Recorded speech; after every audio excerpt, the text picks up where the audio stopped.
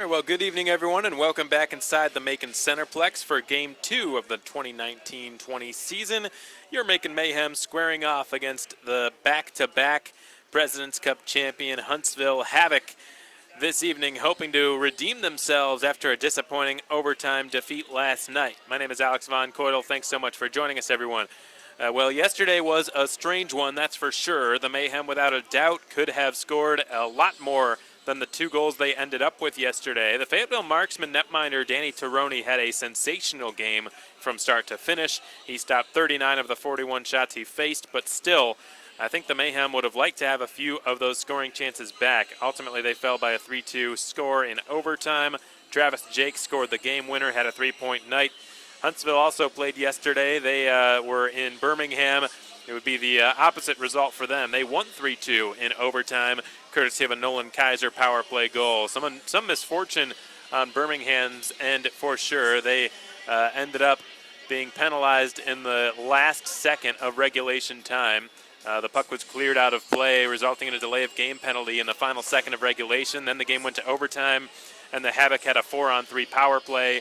Nolan Kaiser, something of a power play specialist, took advantage of that and ripped one past the Birmingham netminder to seal their fate. So Huntsville comes into this contest 1-0-0, Macon countering with a record of 0-0-1, hoping to take 3 points of a possible 4 in their home opening weekend. Let's take a look at some of the 3 keys of tonight's game. Number 1, staying out of the penalty box. That's going to be paramount for the Mayhem tonight. They certainly did not receive any favors yesterday in terms of the penalties which were called. The lopsided power play time was heavily in favor of Fayetteville. They had 7-man advantages. Macon only had 2. So that tells you what you need to know about what happened yesterday in terms of the penalties. And the Mayhem had to pay for it. Both of the goals the marksman scored in regulation were on the power play. Who knows what would have happened had the Mayhem not taken so many penalties last night. The result could have and probably would have been quite a bit different. So that's going to have to carry over into tonight's game as well for several reasons, not the least of which the fact that Huntsville currently with one of the best power plays in the SPHL. Technically right now they rank number 1 with a 33.3% success rate. They went 3 for 9 last night. They were second overall last season rather in the league, so their power play is always lethal. Got to keep them off the ice. Number 2, taking space away early and often. And when I say that, I mean a few players in particular. Though this Huntsville squad is always deep and always dangerous. But one player who certainly comes to mind is Sign Nukovic. What he can do in open ice is lethal, and he scored. He's now Huntsville's leading scorer already with 2 assists yesterday. He's got great hands, great vision, and if you don't take time and space away from him, he'll burn you. So number 19 in the white sweaters tonight, somebody the Mayhem will, without a doubt, have to take some time and space away from. And finally, capitalizing on scoring opportunities. I'm not kidding when I say this, folks. Yesterday, the Mayhem could have scored 10 goals with the amount of chances that they had. Instead, they got 2. So I'm sure that they were pinching themselves on the bench. I said it at one point during the broadcast last night that for a team that's leading, the Mayhem have got to be about as frustrated as a team could possibly be when having the lead. So just capitalizing on opportunities, and that's obviously easier said than done. But so many chances yesterday just went by the wayside, and it's not necessarily anybody's fault, but execution has to be there. And oftentimes last night we saw the puck just rattle off the inside of the right post and stay out. 3-on-0 rush, 3-on-1 rush, multiple odd man rushes that did not result in goals. Those have to go. When you've got a 3-on-0, it's got to be a goal. And obviously in overtime there were a few breakaways. Stepan Timofeyev had a penalty shot, which was the first time the Mayhem had a penalty shot in nearly 2 years. So just so many A++ scoring opportunities that were not capitalized on. Tonight, we don't expect there to be quite as many chances for either side just because both teams have gotten a warm-up game under their belt at this point. But nevertheless, the Mayhem have got to do a better job of capitalizing on the chances when they do come. So your 3 keys Just to recite one more time, staying out of the box, taking space away early and often from Huntsville's top guns, and capitalizing on scoring opportunities. These have been your 3 keys of the game. As always, we're going to head to our pregame show here, where we've got the head coach of the Macon Mayhem, Leo Thomas. His interview will be played your way momentarily on the Mayhem Broadcast Network. Keep it right here, folks. You're listening to Macon Mayhem Hockey on SPHL Live, powered by Endeavor Streaming, and on YouTube. Welcome back to our pregame show, folks. It's our second home game of the season, second game of the season. So happy to have you with us here on the Mayhem Broadcast Network. Alex Von Corda, the voice of your Mayhem, joined by Mayhem head coach Leo Thomas. Coach, last night was the first real game that the teams played since April. Very high number of scoring chances and shots on goal. Do you think that's a prelude for what might come to pass this season, or was that sort of an anomaly due to the circumstances yesterday with it being opening night and whatnot? Yeah, I know. That's a crazy thing. You don't want to be giving up 48 or 49 shots a game. So that was the kind of thing where both teams, first game of the season, lots of bad bounces, lots of turnovers, just 2 brand new teams going at it. Both goalies getting a lot of action, and it was definitely an entertaining game for the fans. But we definitely don't want to be playing those kind of games here, in the next 5, 10, 15, or whatever games. So. Yeah, up and down hockey certainly is fun to watch, and there were lots of scoring opportunities last night, many of which went by the wayside. The modest scoreline didn't quite do the game justice, and in particular, I thought Jimmy Soper, he almost broke a franchise record. He had 11 shots on goal yesterday. I thought easily could have had a hat trick.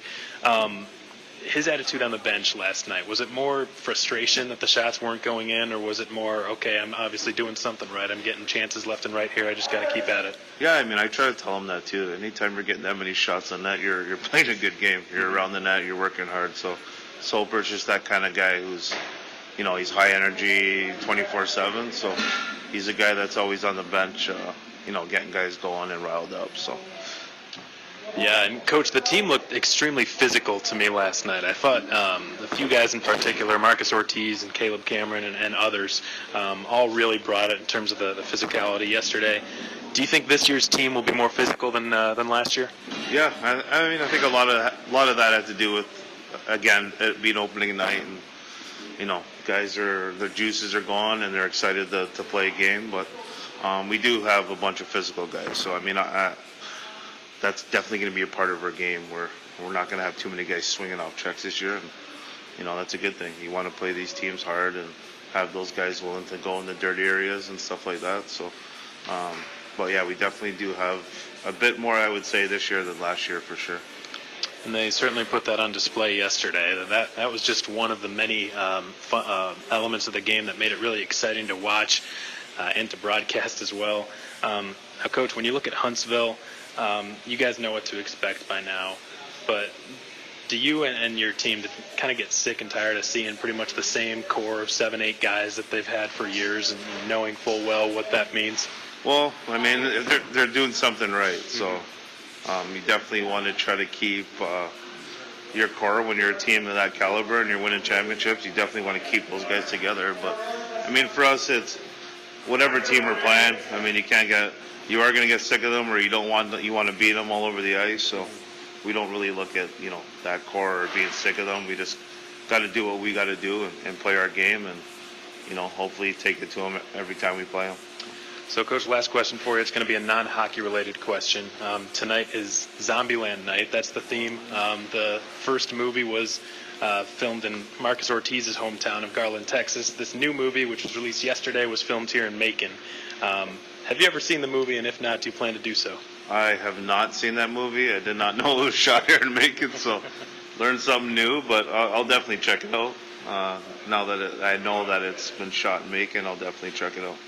Yeah, for sure. And Coach is sort of a movie celebrity yourself, so imagine you've kind of developed an appreciation for the movies. But yeah, it should be a fun night. We're going to have zombies running around the Coliseum and a Twinkie eating contest and whatnot. So it should be a lot of fun. But I know you guys will keep your focus at the task at hand, beating Huntsville and taking 3 points out of 4 on the opening weekend. Coach, again, as always, appreciate your time and good luck tonight. All right, thank you, Alex.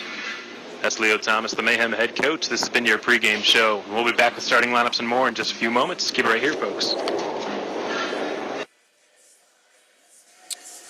Okay, well, welcome back, and we hope you enjoyed that interview with the Mayhem head coach. Always a privilege talking to him. He's a very good, consistent interview. Never have any problems when interviewing the head coach of the Macon Mayhem, that's for sure. Always willing to chat about, give his thoughts on the previous games, the upcoming games, and really just give good, consistent, quality content for the broadcast. So before we get started here with starting lineups and whatnot, let's take a look around the SPHL. For your first out-of-town scoreboard update, already one to bring you. Fayetteville up 1-0. They're back home at the Crown Coliseum in Fayetteville, North Carolina tonight. Knoxville is facing them, hoping to avoid falling to 0-2 to start their season. They're in jeopardy of doing just that. They lost yesterday. They're the only team to lose in regulation yesterday. There were 4 games. 3 of the 4 teams that lost went to overtime. So you've heard it stated multiple times recently if you've been paying attention to the SPHL, but the parity in this league has just consistently grown. It's grown again this season. Coach Thomas has explicitly said several times that every team has gotten better. No team's really taken a step back over this past offseason. So it should be interesting. And right now, Fayetteville holds a 1-0 lead over Knoxville. And what a story for that team that's come such a long way in just 2 short years. Now with Jesse Galecki at the helm. The Mayhem were hoping to continue that skid that they were on in Macon, having lost 10 straight in this building. No longer the case, and one of the longest losing skids has come to an end, courtesy of Travis Jake's overtime goal. The Mayhem tonight hoping to redeem themselves against the defending champs. No other game has started yet. The other 3 tilts are in the Central Standard Time Zone.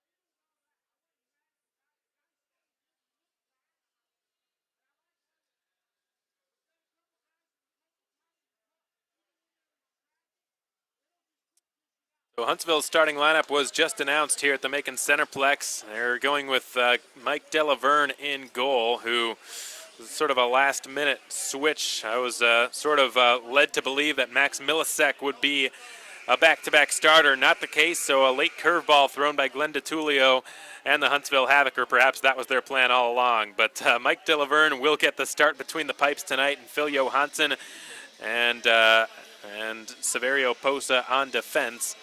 And up front, Tyler Piacentini with Sean Bates and Zane Jones. So only one returning player at the first forward line starting tonight for the Huntsville Havoc. The Mayhem starting lineup will be announced momentarily here at the Macon Centreplex. A few players to watch tonight, in particular from Huntsville. Cy Nukovic, we alluded to him earlier, 2 assists yesterday against the Birmingham Bulls. Very dangerous, especially in open ice. The Mayhem are going to have to watch out for number 19.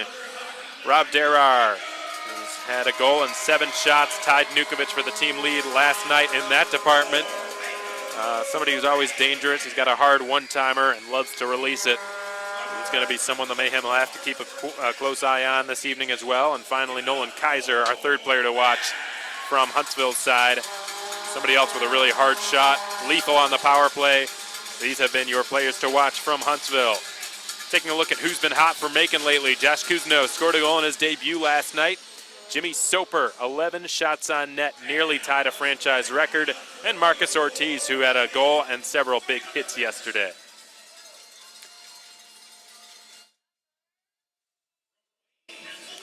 The Mayhem starting lineup being announced right now. They're going with Ryan Devine on defense. The ex-Pensacola Ice Flyer out of Wayne, Pennsylvania, who made his Mayhem debut yesterday, flanked by Nick Minerva on his right. Minerva, very young player, just 23 years of age, out of New Brunswick, Newman University product. Caleb Cameron will be starting at center.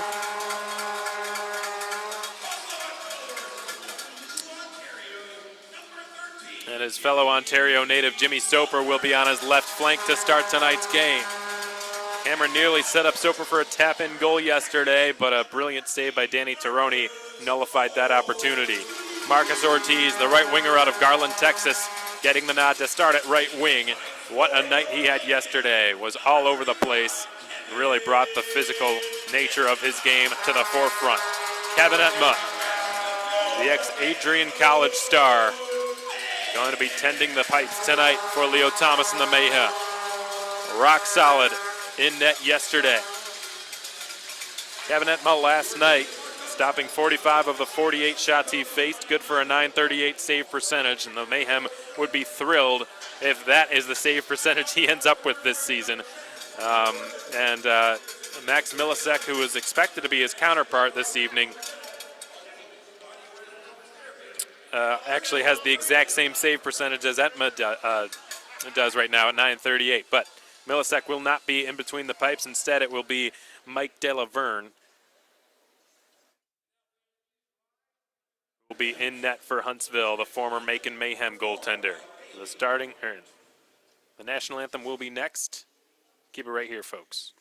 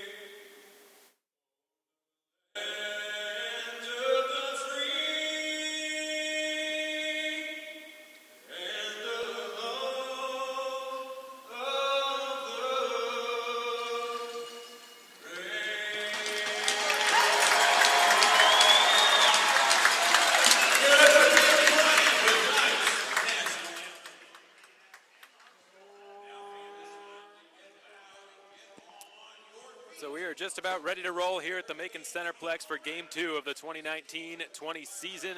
The Mayhem sitting at 0-1 in the standings now after last night's overtime heartbreaker at the hands of the Fayetteville Marksmen. Tonight presents a near-perfect opportunity for the Mayhem to redeem themselves. They've got the defending SPHL champions right on their doorstep, just waiting for the Mayhem to come back. The Havoc right now 1-0. They got off to a good start. They won in overtime last night. 3-2 was the final score over the Birmingham Bulls, hoping to keep their undefeated streak going. Last season, the Mayhem got off to an 0-1 start, lost their first game in OT. It went to a shootout. They dropped that one to the Pensacola Ice Flyers and would go on to win 9 consecutive games, which would be their best start in franchise history. In case you missed the starting lineups, they are as follows: Caleb Cameron, Jimmy Soper, Marcus Ortiz, Ryan Devine, Nick Minerva, and Kevin Etma for Macon. Phil Johansson, Tyler Piacentini, Severio Posa, Sean Bates, Zane Jones, and Mike Delaverne for Huntsville. The referee for tonight's game is J.R. Strager. The linesmen are Sean DeLoey and Dan Huntington. Thanks so much for joining us tonight, folks, on the Mayhem Broadcast Network. You're listening to Macon Mayhem Hockey on SPHL Live, powered by Endeavor Streaming and on YouTube. And this rivalry is as old as the Mayhem themselves. Macon, of course, entering its 5th anniversary season here in Middle Georgia. Zombieland night on hand for the second game of the 2019-20 season. J.R. Strager drops the puck. Huntsville's C.J. Hayes won the opening face-off, and we are underway. Phil Johansson from the neutral zone will rattle it around the half wall and into the Macon zone. Nick Minerva banks it off the half wall on the far side. Big bad turnover right in front of the net, and Huntsville has scored 18 seconds into the game. It's Tyler Piacentini getting on the board first, and the Havoc already leading 1-0. One more second had expired, so it's now showing as 19 seconds having gone by before the Havoc had gotten on the board.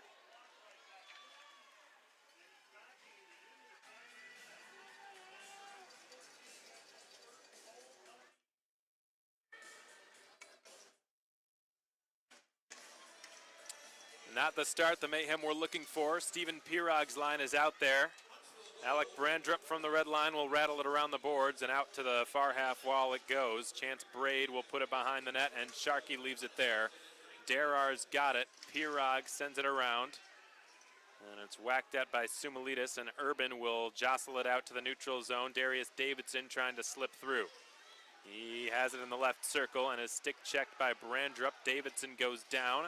The puck is fed in behind the net and dropped off by Brandrup, given around the boards to the near side for Rob Derar, whose outlet pass lands flat on the tape of the alternate captain Kyle Sharkey, a Havoc veteran.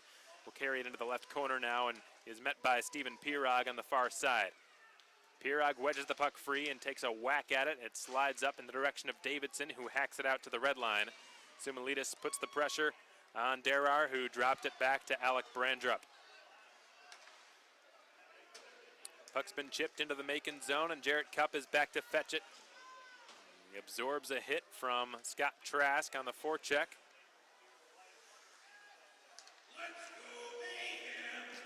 And Jarrett Cupp's outlet pass is redirected by Josh Keplinger and into the Havoc zone. Peter Sakalis has it. Sakalis is surrounded now by Josh Kuzno on his right, and he's got Stepan Timofeyev trying to dig the puck free from between his skates. And Scott Trask just put his hand on it, and the Havoc are able to clear the zone. Looked to be a clear case of closing one's hand on the puck, but Trask got away with it. And the puck's turned over again in the slot, and a turnaround shot from the left circle is denied by Kevin Etma. The puck slides out to the Havoc blue line. It's going to be pursued by Huntsville's Tanner Carty.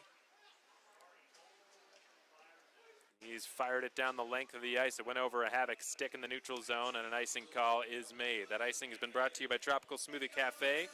17:47 to play in the first period. Huntsville leads 1-0. Tyler Piacentini with a goal 19 seconds into the game. Caleb Cameron will take an offensive zone face-off with Sinukovic countering him. Puck drops. Cameron wins the draw. Devine's shot is blocked, and that one stung Tanner Carty, who's limping a little bit, but certainly gets some appreciation from his teammates on the bench.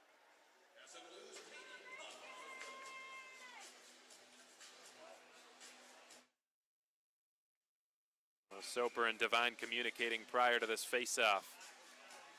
Jimmy Soper had 11 shots on goal last night, nearly tied Caleb Cameron's franchise record of 13. Cameron to take the draw right now. It gets kicked in behind the Huntsville cage, and Phil Johansson has just cleared it up. Slapped ahead into the neutral zone, and here come the Havoc. It's brought down the right wing side by C.J. Hayes, who twists and turns and shoots, blocked.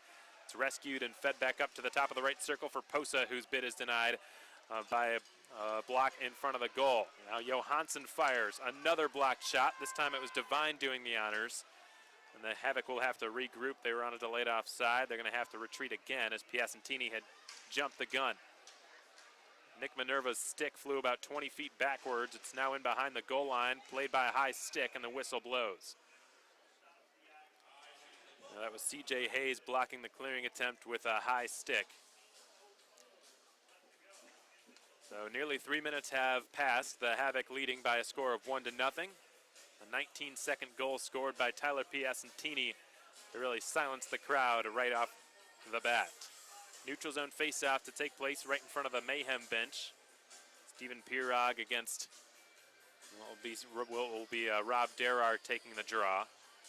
And one of the linesmen has just skated below the Macon goal line to retrieve Nick Minerva's stick.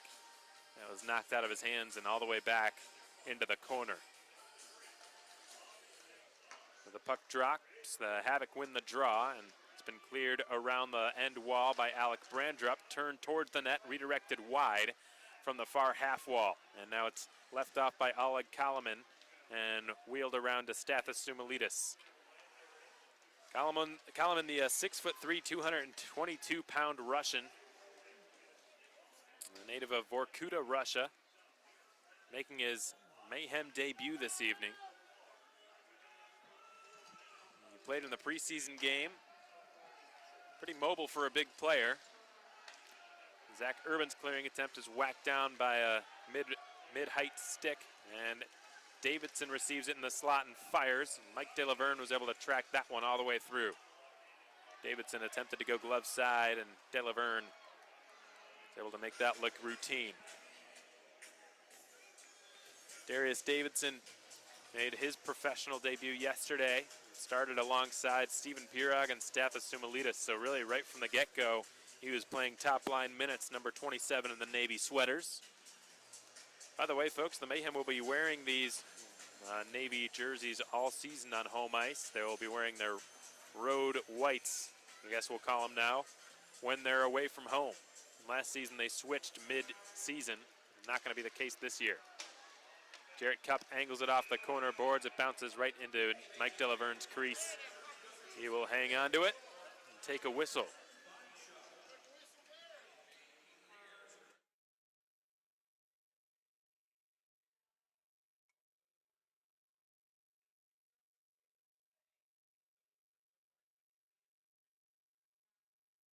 Josh Kuzno is going to take the draw now against Sain Nukovic. Puck drops. Nukovic wins the draw cleanly. It's been fired around out to the front of the Huntsville bench, and down the left wing side skates Tanner Carty.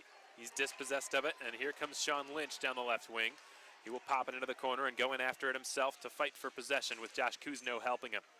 Kuzno's on his left. Sakalis is squeezing the puck along the boards at the moment, trying to prevent Kuzno from moving it.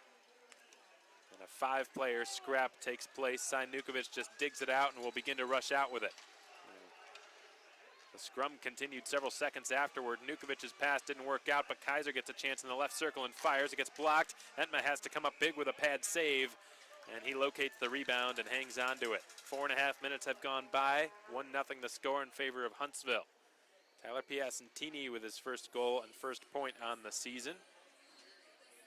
Undersized, certainly, but Tyler Piacentini has really found a home in Huntsville and has continued to prove that it doesn't really matter how big you are.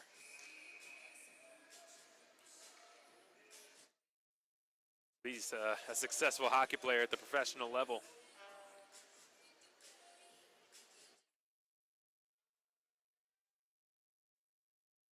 There's going to be a face-off in the far circle to the right of Kevin Entma, his blocker side. And the puck drops, and Cameron kicks it back into his own corner after winning the face-off. Ryan Devine fights for it with Nick Minerva, who advances it as far as Marcus Ortiz. He jumps into the play with Jimmy Soper, who will send it wide of the DeLaverne net. And the puck's been scooped up and handled by C.J. Hayes behind his goal. Hayes outlets it up the left wing side for Phil Johansson, who fanned on the dump in. Now Entma will halt it behind his own net. Ryan Devine takes over from the left corner and will backhand it up the wall. Sealing the point now is Phil Johansson, who shovels it directly out of play, and the faceoff will exit the Macon zone. In the meantime, we're going to head to our first media timeout of period 1. 1-0 Huntsville the score, 5 minutes into the contest.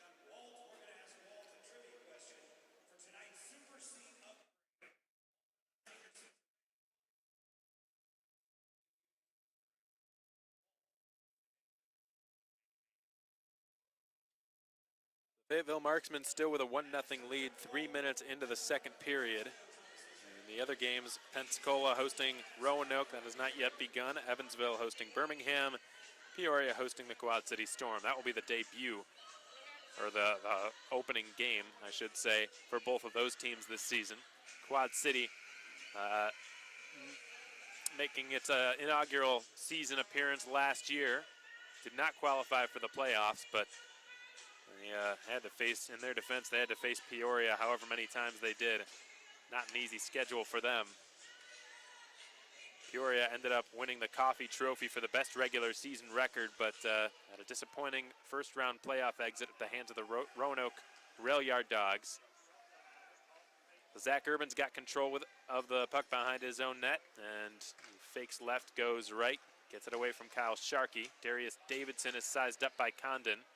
Sumalitas chips it away from Condon and goes in after it, fighting for it in the corner on the far side of the ice. It's been slapped up into the glove of Sharkey, who sends it rink wide for Derar. He punches one further, hoping to get it to C.J. Hayes. He was well covered. Now here comes Pirog the other direction. He will send it into the left corner and go fight for it. Pirog is pinned up to the wall by Peter Sakalis. He twists and turns. He tries to center for Keplinger. He's in tight, but he had his stick checked at the last moment. The puck's been cleared, and it has gone far enough for icing. The Havoc will not be allowed to change personnel, and will have to take a defensive zone face-off.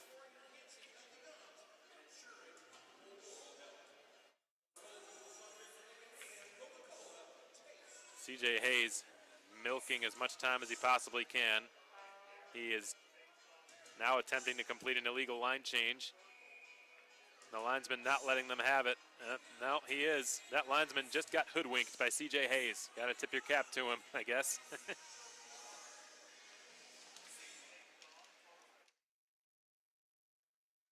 Alec Brandrup skates it over the blue line and tries to dump it in behind the Macon net, and it was blocked. Jarrett Cupp will feed Stepan Timofeyev, who races in across the line from the right circle, pulls up, tries to pull the string. He lost the puck, but Cupp holds it in the zone and fires through traffic. It was blockered away by Mike DeLaverne. Keplinger's sharp angle bid is gloved by DeLaverne.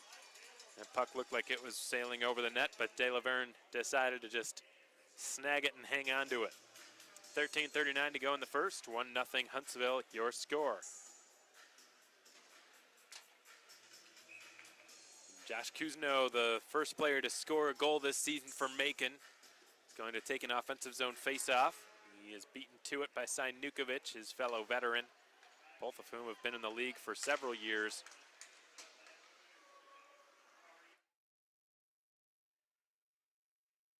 Rennie Hunter will send it off the half wall on the far side. Kuzno's got it. Slap pass to his left for Rennie Hunter. Hunter's dispossessed of it by Scott Trask. He will begin to speed up into the neutral zone and feed it to Nukovic, who floats it wide to the blocker side post of Kevin Entma. It's slapped at the net from the half wall on the far side. Entma the paddle save, and now Cupp will try to pump it back behind his goal. Nukovic intercepted it. And now it's Cameron from the half wall on the near side. Caleb Cameron slips past Nolan Kaiser and goes to fetch it in the left corner. He sends it around to the far side, hoping to get it to Ortiz. It's plucked off his stick and carried into the Macon zone now by Zane Jones, who's bought some time for his team to make a change. Jones is knocked off the puck, but Piacentini has it now on the far side. Jimmy Soper poking and prodding, trying to win it back for Macon. Puck bounces right to Ryan Devine, who is parked in his own slot, and he feeds it now to Marcus Ortiz. Ortiz is pressured by the defenseman Johansson. The Mayhem have just iced the puck, but a good hustle is going to nullify the icing call by Stephen Pirog. Pirog is outnumbered 2-1. He's bought some time for a line change. He slips it in behind the net inside of the trapezoid. Johansson's outlet finds Piacentini, and the Havoc are out to the neutral zone and beyond that as Piacentini has just dumped it in. It's Oleg Kalaman in the far corner for Macon. Some pushing and shoving taking place now in front of the player benches. The line's been trying to settle things down and get things under control. And for the first time tonight, we're going to see some players heading to the sin bin. Nick Minerva's going to go for Macon.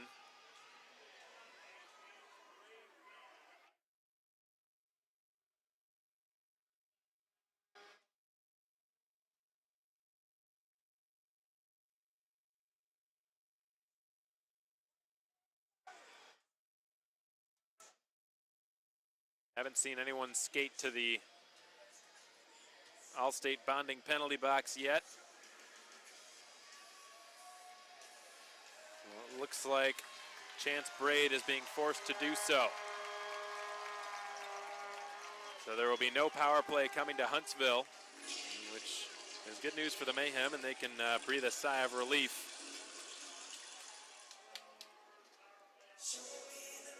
Huntsville always known for its lethal power play. Last season, second best in the SPHL. Right now, they're first. Obviously with a very small sample size, but small I guess is a relative term. They had 9 power plays yesterday. Scored on 3 of them, including the game winner in overtime. We'll go 4-on-4. Stephen Pirog, Stathis Sumilidis, Zach Urban, and Oleg Koloman out there for Macon. Huntsville also countering with 2 forwards and 2 defensemen.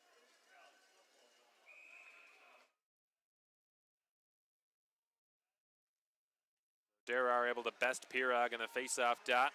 Pat Condon from the blue line will rattle it around the boards. Derar dropping it back to the line for Alec Brandrup, who delays and fires. He missed the right post, and it skitters its way back in front of the benches, and it's fed from Condon to Rob Derar on his right. Derar, the ex-Reading Royal, to Alec Brandrup.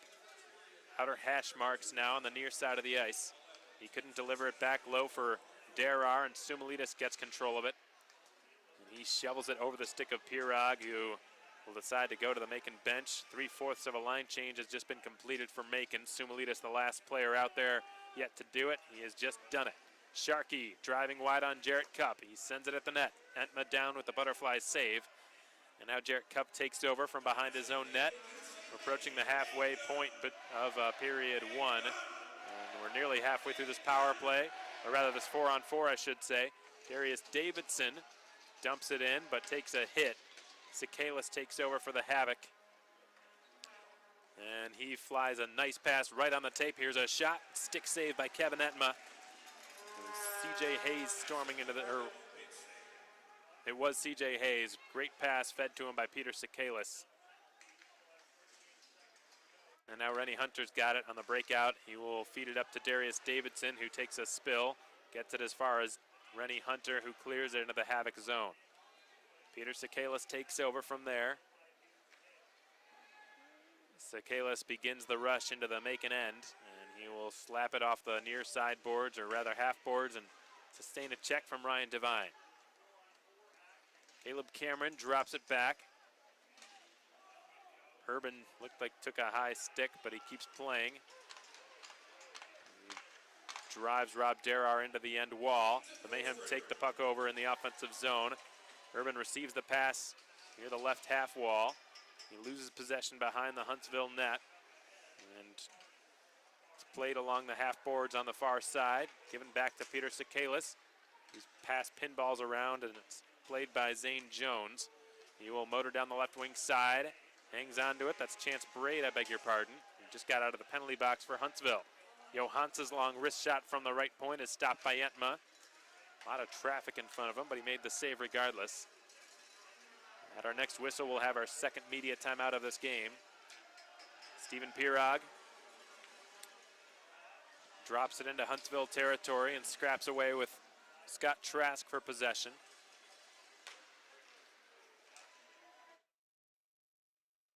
Stathis Sumilidis in front of his own bench. Gives it back to Oleg Koloman. Nick Minerva up to Stathis Sumilidis. Sumilidis down the left wing. He gains the zone. Dropped to Timofeyev on his left. Timofeyev is dispossessed of it by Tanner Carty. Carty had an assist last night in his Havoc debut. He redirects the puck into the Macon zone. Oleg Koloman is back to play it. Entma beat him to it and wraps it around the boards. Alec Brandrup slides it on back. We get a whistle stopping play. Not sure why, but we're going to head to our media timeout. 1-0 the score in favor of Huntsville. 8:23 to go here in period 1. And as our master of ceremonies tonight from 100.9 The Creek, Tony Doolin, is reminding the folks here at the Macon Centreplex, tonight is Zombieland night. For those of you who didn't know, the first movie was filmed in the Dallas, Texas area, but the second movie was filmed in Macon. And just went Zombieland Double Tap just went to theaters everywhere. Have not seen the movie yet, hoping to do so at some point this upcoming week, hopefully. I certainly enjoyed the first one.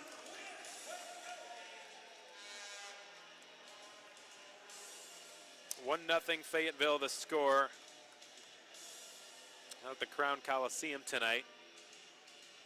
Point streaks updating pretty infrequently here, so I'm going to click on it, and it looks like after updating it, the Ice Bears have tied the game. Marty Quince with a power play goal. Ricky Kramer, Stefan Bricado on the assists.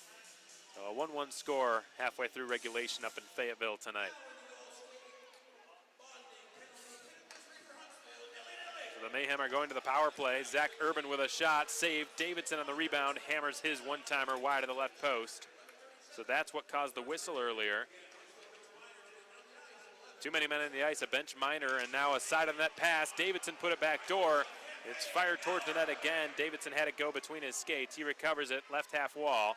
Slides it into the high slot, top of the umbrella. It's Urban. Now it's Davidson, whose slap shot goes wide of the goal. Urban scurries over, does well to keep the puck in the zone, but it's cleared shortly thereafter all the way down. Entma's out of his net. Will slide the puck up to Jimmy Soper, waiting at the blue line. Soper holds on to it, sends it off the backboards. Caleb Cameron's got it, far corner. And we'll work it back up to the line for Zach Urban.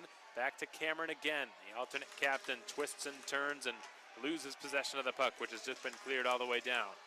This Mayhem power play is brought to you by Wild Wing Cafe. We're halfway through it. Cameron's got it on the half boards on the near side, and we'll drop it back to Urban. And the Calgary native outlets it to Cameron on his left.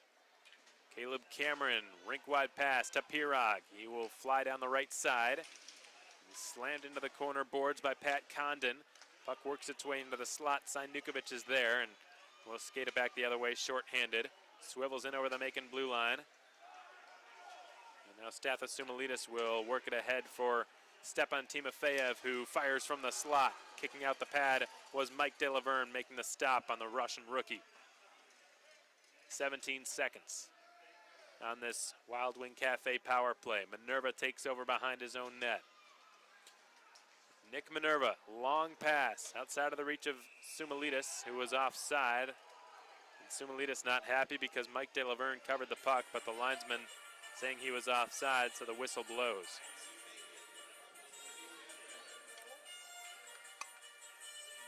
Oh, they're actually going to call this icing. If I'm not mistaken, whether it's icing or offside, the face-off should be in the Macon zone regardless, because the puck was fired ahead by Nick Minerva from the defensive zone when Stathis went offside. 5 seconds remain in the power play here. 6:28 to go in the first period. Soper winning the draw, and Rennie Hunter will drop it behind his own net. Sean Lynch has got it. Now Jarrett Cupp.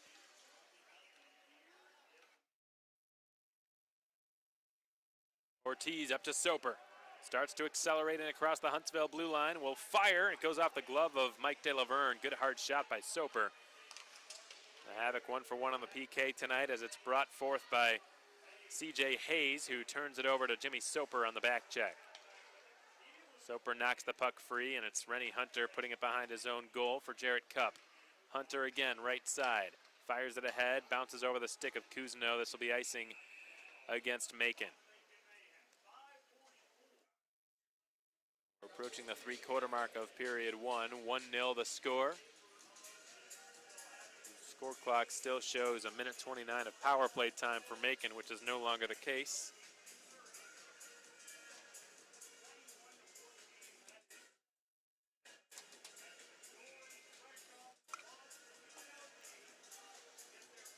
Josh Kuzno will take a defensive face-off against Sinukovic here. Nukovic wins it cleanly. Posa's got it. His shot, stick save Entma. And the rebound bounces out to the half wall on the far side, and Marcus Ortiz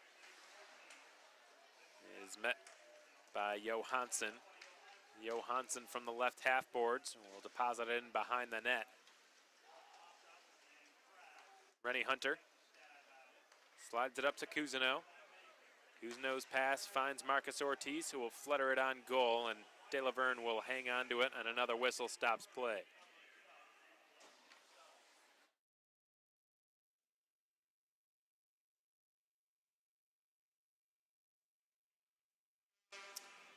love to have you back out here next weekend, folks. The Mayhem will host the Roanoke Rail Yard Dogs on Friday night of next week, and then we'll host the Birmingham Bulls on Saturday, October 26th. For tickets, visit the Mayhem website, maconmayhem.com. But if you don't want to pay the Ticketmaster online purchase fee, then just swing by the box office right here at 200 Coliseum Drive. Mayhem playing 4 home games before their first road game this season. Right off the draw, shot from the side of the net. Just bounces off the side of it. Josh Keplinger trying to snipe De La Verne from a tough angle. Timofeyev goes wide and turns, takes a high stick, goes down. A penalty will be called against Davis and the Havoc. And we're going to have a media timeout, which will give Leo Thomas the perfect opportunity to draw up a play on this man advantage here for Macon.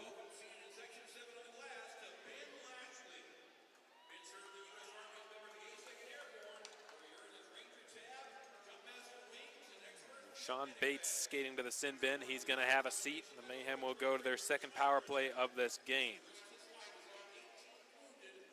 0 for 2 yesterday. Huntsville's penalty kill right now, 83.3%. At least they were coming into this game. It's gone slightly up since then.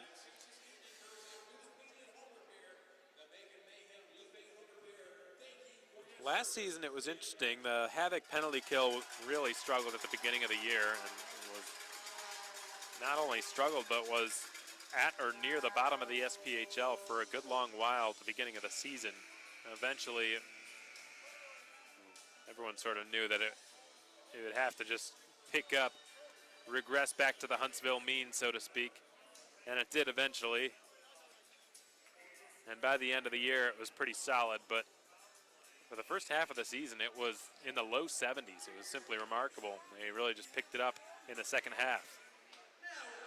Well, Sakalis tries to blast it around the boards. It takes a fortunate Macon bounce, and Sumilidis, as a result, is able to keep it in the Havoc zone. He sets up shop, far half wall. Pirog's return pass takes a fluky bounce, and the Havoc take advantage of that. So one fortunate bounce for each team in the past 20 seconds. Nick Minerva takes over from in behind his own net. He sets up Timofeyev on the right wall. Pirog in the neutral zone, up to Cameron. Skate-to-stick reception, pulls the trigger. He scores! Caleb Cameron snipes it. Glove side on Mike De La Verne. It's a power play goal, and it's a tie game.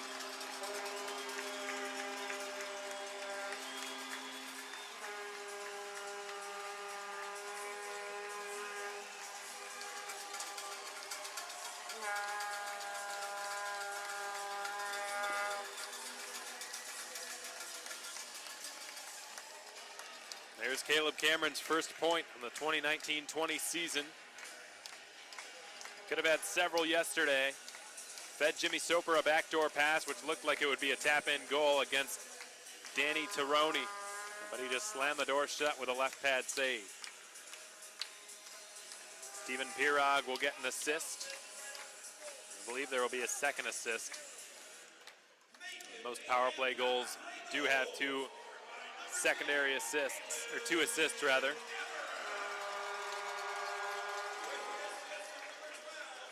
And Timofeyev, the one who drew the penalty, got it, and a point-blank chance for Piacentini is denied by Entma on the other side. Soper prized the puck free and skates after it, but Johansson beat him to it as it was too far into his path. Piacentini again from the right side. We'll drop it in behind the Macon net. Caleb Cameron takes a big hit. Soper's got it. He floated it into the left corner and will go after it. Johansson beat him there. He plays it off the side of the net himself. Marcus Ortiz trying to turn it back into the far side corner, and Jimmy Soper tries to pop one out in front. Goes off a Huntsville stick. Soper turns it down to Ortiz now. He's pinned up by Posa, and the puck slithers his way out to the half wall. Jarrett Cupp steps in. Cup is checked by Tyler Piacentini, twisted on net from behind the goal and stopped routinely by Mike De La Verne. Not even sure how Marcus Ortiz managed to get that on net. He was literally behind the net when he shot it. Jarrett Cupp's pass goes off a Macon stick. Cardi attempted a quick bang-bang play. Didn't work out. Here come the Mayhem on a 2-on-1 counterattack. Keplinger, right circle, turns, fires, goes through the goal mouth and wide. And it rattles back out to the neutral zone. The 11s converge in front of the Beyond Taboo Tattoo penalty box. Carty gave it away. Koloman spirits one ahead. Keplinger catches up to it in the left corner and fires it again through the goal mouth and out the other side. Now it's Carty for Huntsville. Slips one in front. A backhand attempt blocked by the stick of Urban, who then finishes his man into the end boards. Chance Braid. Pirog slides it along the blue line. Zach Urban's got it, and from the red line, he will rattle it into the zone. It's slowed down by De Laverne, but not stopped. Here's Davidson from a tough angle. Had his shot blocked by Brandrup. And now here skates Kyle Sharkey the other way. With 2 minutes remaining in period one. 1-1 is the score. Tyler Piacentini, Caleb Cameron, each drawing blood for their respective teams. Alec Koloman is in a scrum with, looks like Sharkey behind his own net. And we get a whistle. Koloman's going to go to the box. Looks like holding against the Russian.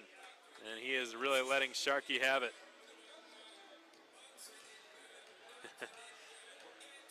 Sharkey trying to get inside of his head, telling him he can't understand him.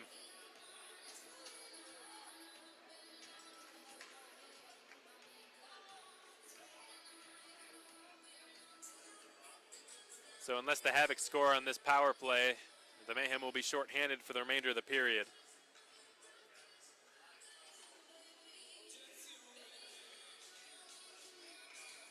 Not long ago, Caleb Cameron scoring the power play goal. It was the first power play goal the Mayhem have scored this season. Huntsville looking to pick up right where they left off on the man advantage. All three of their goals came on the power play last night. Oh, and Ryan Devine goes down. He is in pain, folks. He's in some serious pain. He's throwing his gloves off, lost his stick. He can barely skate. He can't see. And the Mayhem trainer is going to have, oh, there's some blood. They need to blow the whistle. They have got to blow this whistle. There is blood down there on the ice. They have got to blow the whistle. They've finally done it. 20 seconds after the fact. There's a trail of blood all along the Mayhem defensive zone, leading to the K1 dasher boards on the far side of the ice. And Ryan Devine is being escorted by emergency personnel down the tunnel. Unacceptable.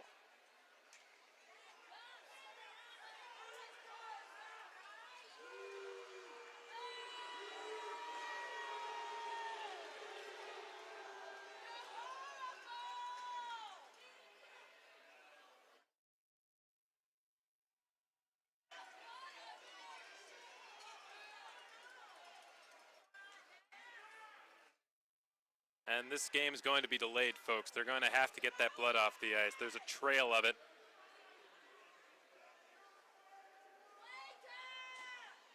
There's a trail of blood by the K1 dasher board. That was left behind by Ryan Devine. I'm guessing he took a high stick or a puck to the face following that scrap in the near circle in the Macon zone.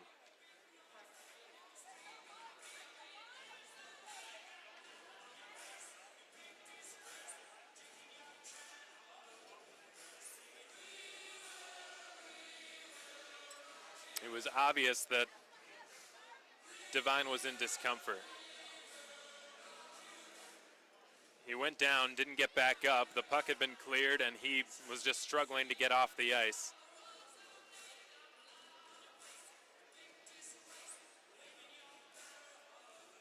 And we just hope that Ryan Devine is okay. There's a good chance that he lost a few teeth.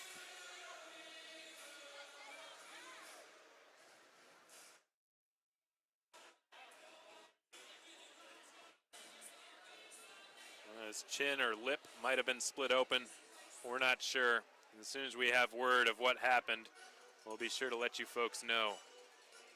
And Zach Urban is furious. There's a trail of blood now leading from the K1 dasher boards all the way to the Macon bench.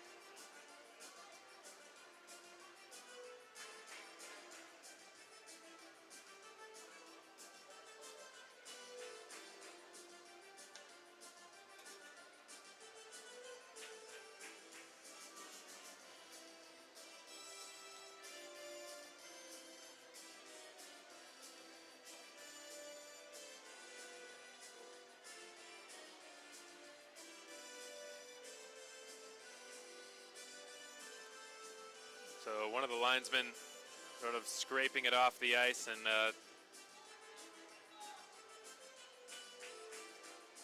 one of the fellows who works here at the Macon Centreplex, who I recognize, he's helping them out with a shovel out there as well.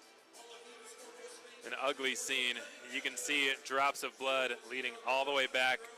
I didn't notice them before, but you can see it leading all the way back from its heaviest right in front of the K1 Dashers. But there's a trail that can be seen going all the way back to the tunnel where Ryan Devine got off.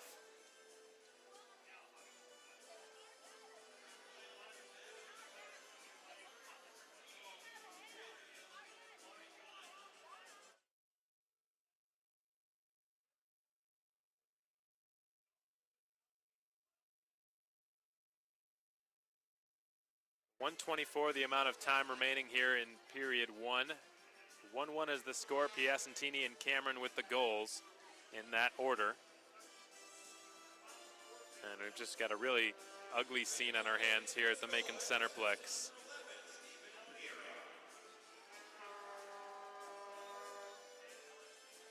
They've had to round up some more volunteers to clean up the mess because it would just take far too long for one or two people to do it.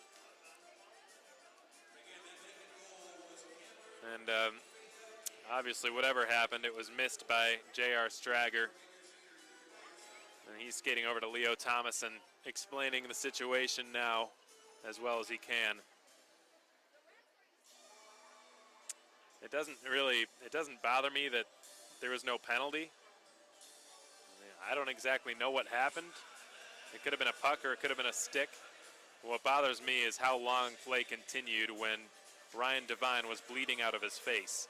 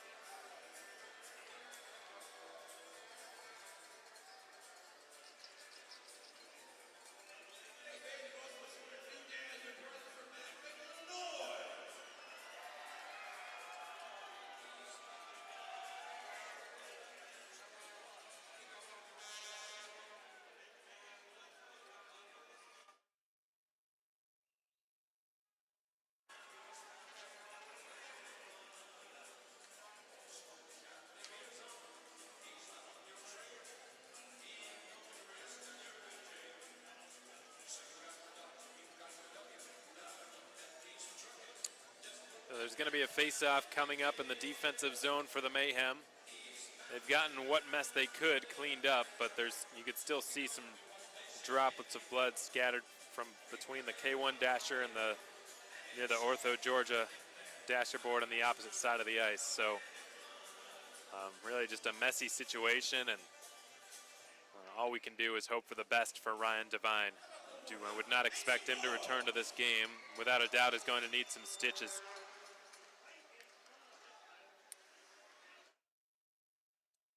So Huntsville still on the power play, in case you've forgotten. Jimmy Soper takes the puck away near the far half wall and will clear it past Saverio Posa and all the way down.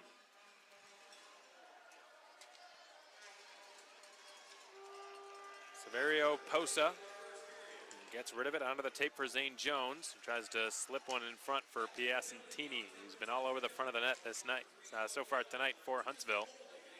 Soper's clearing attempt this time is blocked by Zane Jones. Now it's CJ Hayes leaving it for Severio Posa. He gets the return pass from Derar, who loves the one-timer from the right circle. Speak of the devil. Kevin Etma able to make the stop.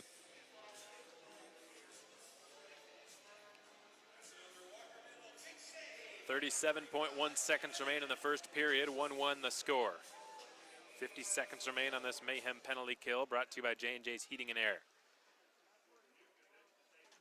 Josh Kuzno will be countered by Nukovic in the face-off circle to Entma's left. Alec Brandrup fakes left, deals it down the half wall to Sign Nukovic, who centers it, pad save Entma, who kicked out the right pad to deny the one-timer from Tanner Carty. Alec Brandrup begins to motor down the left side. Pirog steals it from him with his head up, feeds one ahead to Josh Kuzno, who attempts the return, gets a fortunate bounce, his shot is blocked. And Kuzno will carry it into the right corner and drop it in behind the net again. Sign Nukovic has it as time expires in the first period. 1-1 the score, but that almost seems like the subplot to the story now. The Mayhem losing one of their defensemen to injury.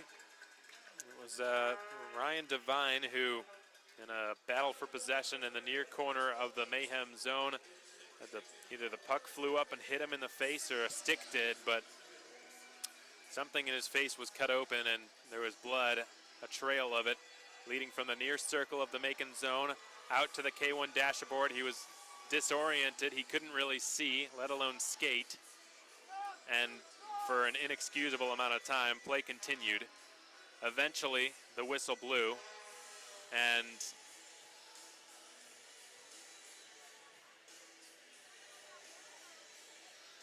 there were emergency medical personnel on site to escort Ryan Devine down the tunnel and back towards the locker room. So we hope for the best for him, but I would not expect to see him again in this game. Like we said, we'll try to gather what intelligence we can and figure out exactly what happened to him. I'm not even sure Leo Thomas knows yet, but he's going to find out soon. In the meantime, the Mayhem have a baker's dozen to kill on the penalty kill, and then they'll be back to even strength to start period 2. Oleg Kalaman was in the box when that whole scene happened.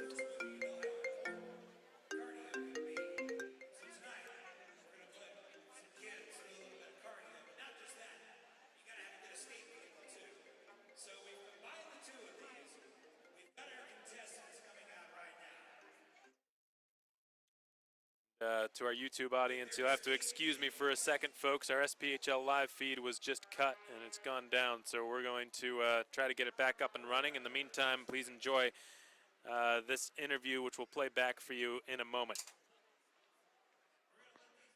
Welcome back to our pregame show, folks. It's our second home game of the season, second game of the season. So happy to have you with us here on the Mayhem Broadcast Network. Alex Moncorda, the voice of your Mayhem, joined by Mayhem head coach Leo Thomas.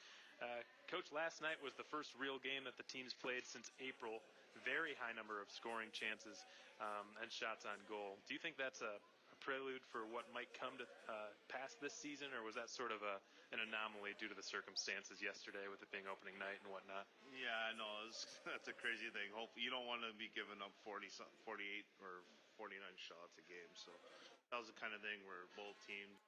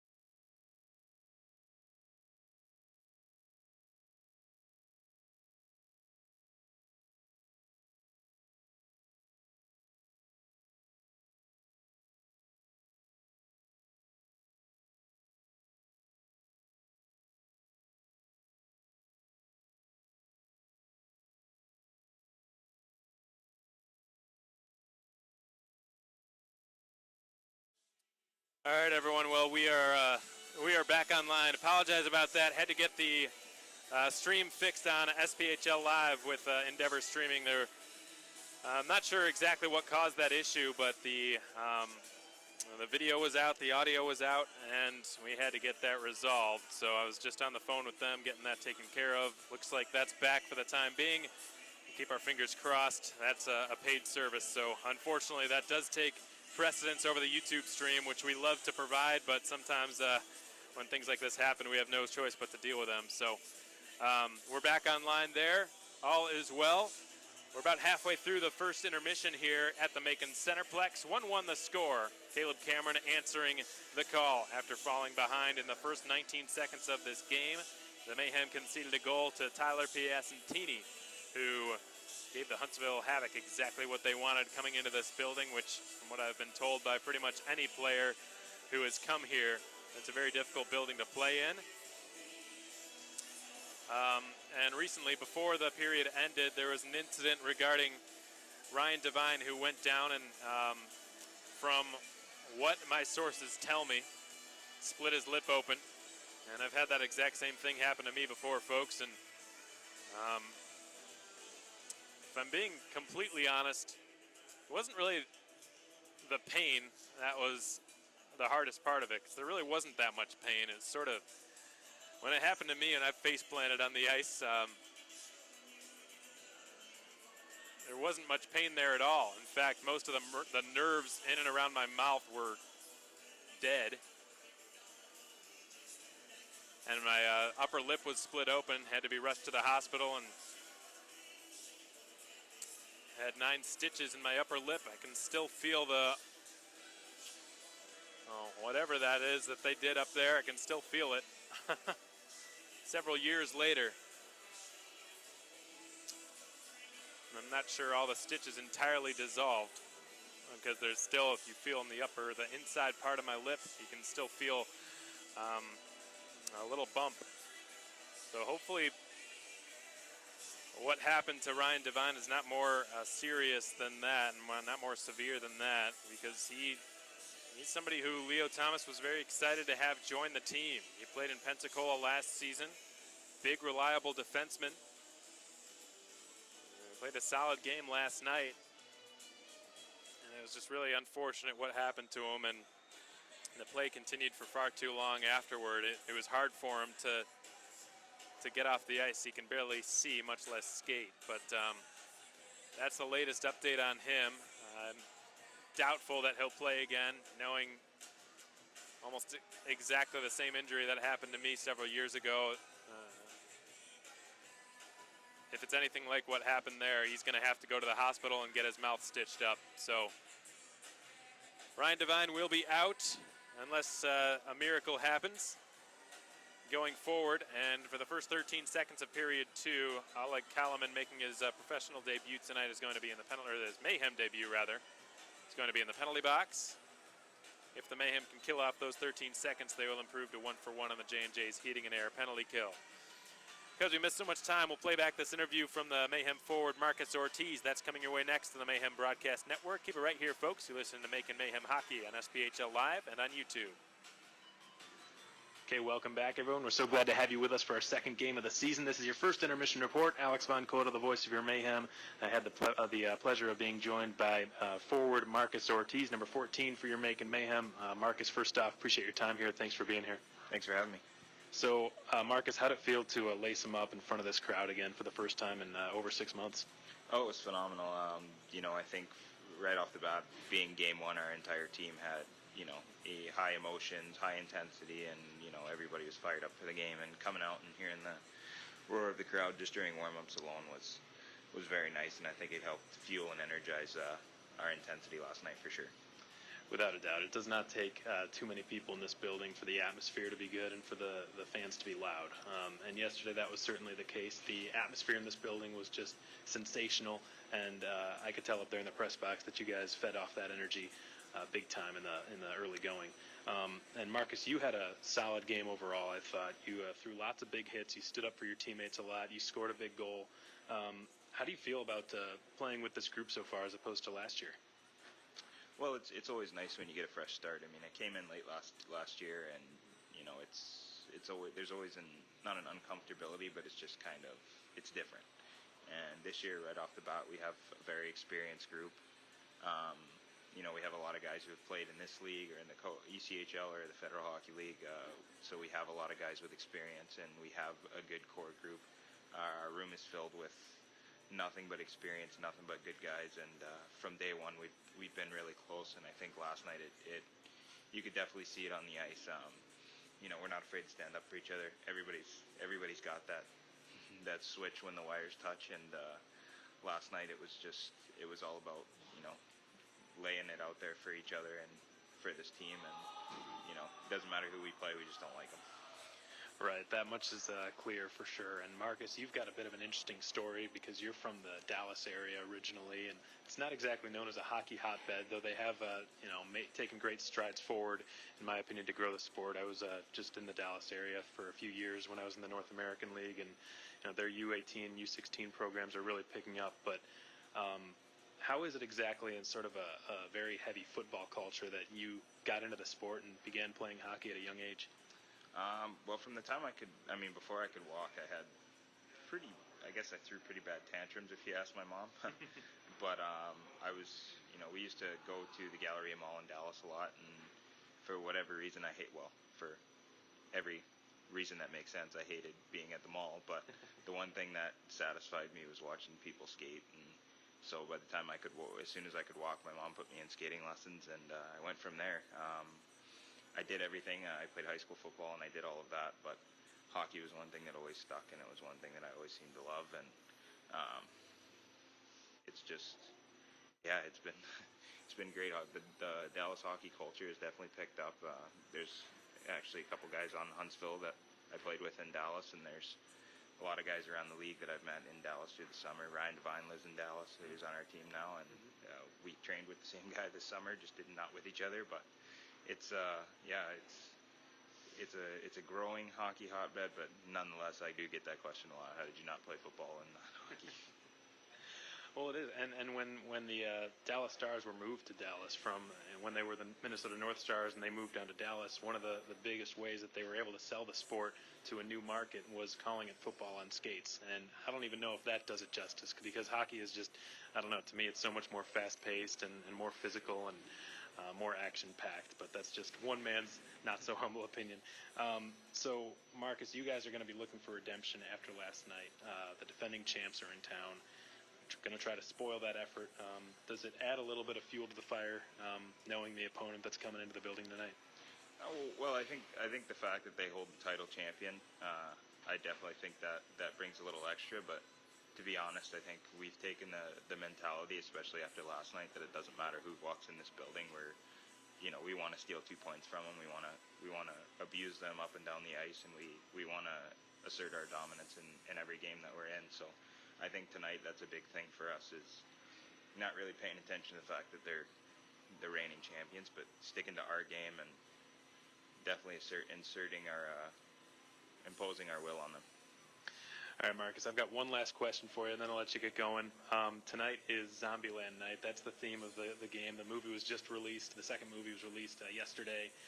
It was filmed in Macon. The first movie was actually filmed in your hometown of Garland, Texas. Did you know that? Have you seen the movie? And if not, do you plan on doing so? I actually had no idea, but now that I know that, I definitely have to watch both of them. Well, certainly, and we're you're not going to get these references, but we're doing a few Zombieland-related promotions tonight throughout the game. We're going to have a snowball eating contest. The winner's going to get a box of Twinkies, and we're going to have some zombies running around the complex as well. So it should be a fun night. Marcus, in the meantime, just focus on what you've got to do on the ice. And again, really appreciate your time, and good luck out there in your second game. Thank you for having me. That's Marcus Ortiz, number 14 for your Macon Mayhem. This has been your first intermission report. We'll be back in just a moment with your Hampton Inn out-of-town scoreboard update and more right after this.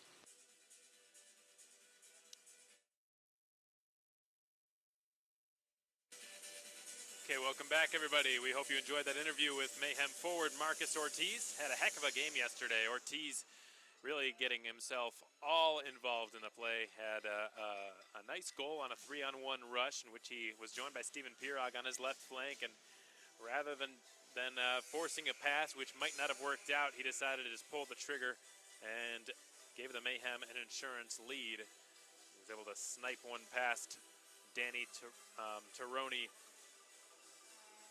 of Fayetteville, who was sensational yesterday. It turned into a goaltender's battle, which 9 times out of 10, when you've got a game that's the total shot count is near 100, you're not going to get a score line like yesterday's. 3-2 suggests that it was a defensive game, which it was not by any stretch of the imagination. The only reason the score was so low was because of how well the goaltenders played. Tonight, a new opportunity for the Mayhem to redeem themselves and best the defending champs. We've got 13 seconds remaining on this PK. Huntsville trying to quickly get themselves into the offensive zone and maybe get some sustained pressure going, but Bates is pickpocketed. Here comes Caleb Cameron. Oleg Kalaman is let out of the Beyonce Abutatu penalty box. The Mayhem back to full strength. They've improved to 1-for-1 on the J&J's Heating and Air penalty kill tonight, as Kalaman advances it as far as the Huntsville zone, where Severio Posa will fire it back the other direction. The puck was played with a chest-high stick. Play continues. Zach Urban goes down. Here's a wrist shot that gets blocked. Urban slow to get back up. He's finally now getting back to his skates. Jarrett Cup will backhand a pass outside of his reach, turned over in the slot. Kevin Etma comes up with a glove save. Didn't see what happened to Urban there. Hopefully he's okay. Mayhem defensemen are dropping like flies. Macon bench already looks really shallow right now.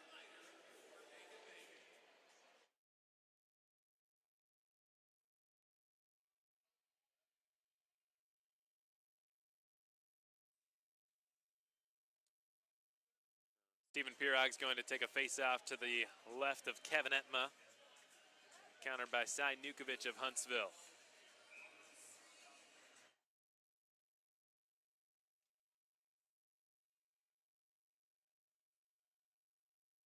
Nukovic had jumped the gun a little bit. They're going to redo it. Nukovic wins it, but a vacant left point is taken advantage of by Darius Davidson, and the puck pops up on him, and Sumalitas couldn't keep it in the attacking zone. And the Havoc have just angled it off the glass and out into neutral territory. Nukovic shovels a backhand pass across the width of the ice. Sumalitas trying to get his stick on that one. Could have sprung Davidson on a 2-on-1. Did so on the second effort, but he was caught up to from behind. And the puck rolls on De Laverne's crease. He will just handle it and take a whistle. Mike De Laverne, a former Mayhem goaltender and a former teammate of another former Mayhem goaltender, Ian Silvas. The two of them played together at Buffalo State College up in New York.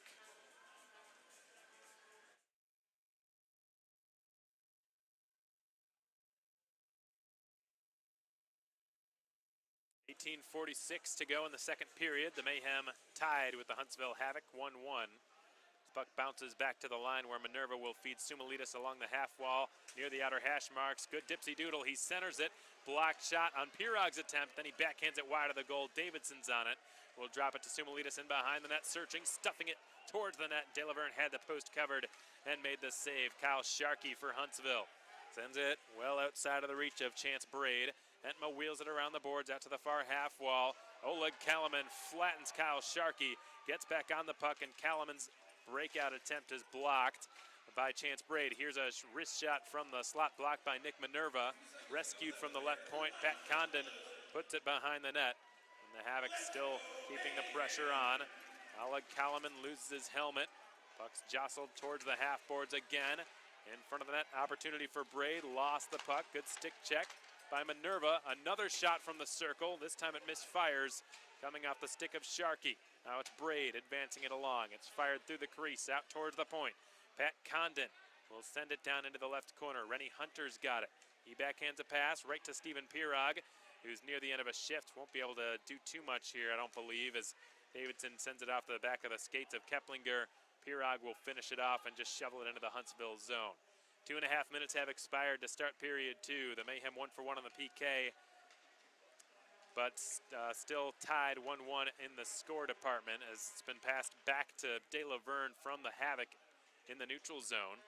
Pat Condon reverses it. Worked up to the half boards on the near side of the ice, and Zane Jones is checked, stays on his skates, and will slide one through.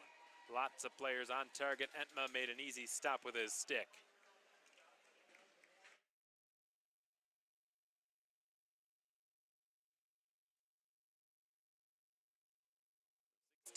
.59 to play in the second period.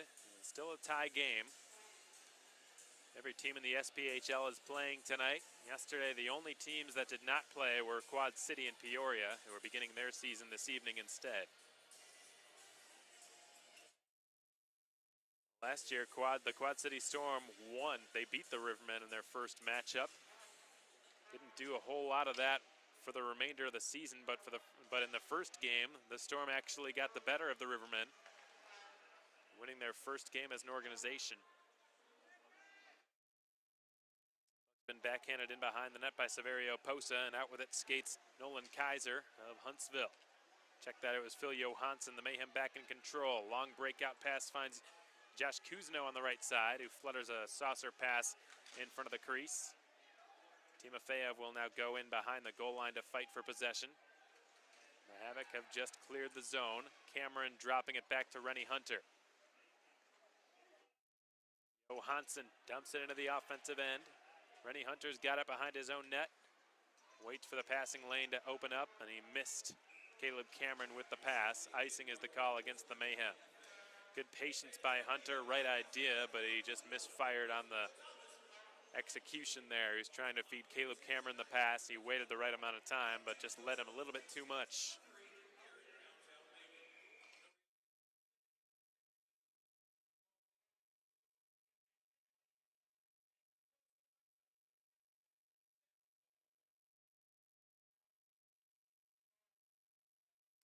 Puck drops and been punched in behind the net for Rennie Hunter, who slides it up to Caleb Cameron. Now it's been cleared into the offensive zone. Mike Delaverne sends it around the boards. Jimmy Soper whacks it wide of the left post. Cameron catches up to it in the near corner and will reverse it down the wall, the half wall for Ortiz. He is tripped. The Havoc going to the penalty box here. It's going to be Nolan Kaiser, the guilty party. The alternate captain for Huntsville skates right to the box. The Mayhem have scored on their last power play. Caleb Cameron doing the honors with a glove side snipe on Mike Delaverne.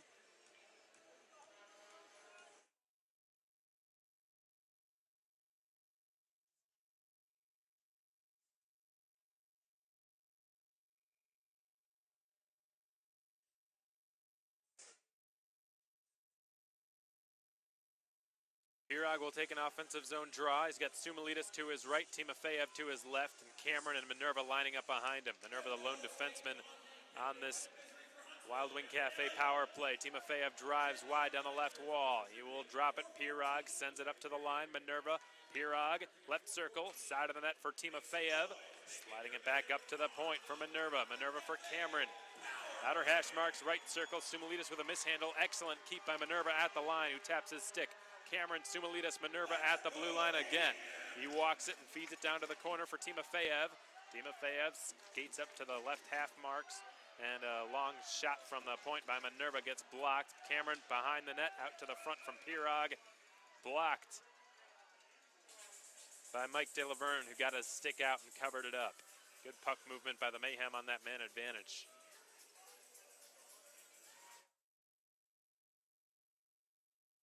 Out their second power play now.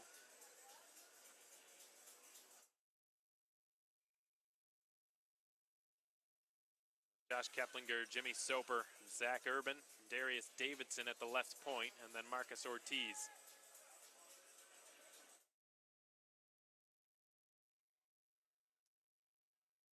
Winning the draw. Urban returning it to Keplinger, whose give-and-go pass was broken up by Sean Bates, who got a stick in the passing lane. Bates all over it, just drops it back to Sakalis, who will feed it down to Brandrup, who has just thrown it all the way down the ice. And that is a delay of game. The right call being made. Alec Brandrup is going to go to the box. My goodness, I don't know if I've ever seen a delay of game penalty quite like that one. For those of you who are unfamiliar with the rule, delay of game happens when you're in the defensive zone and you clear the puck directly out of play. There's a reason for that. NHL implemented that rule in order to prevent teams who are under pressure from simply using that as an out, because if they clear it down the length of the ice, it's icing, obviously.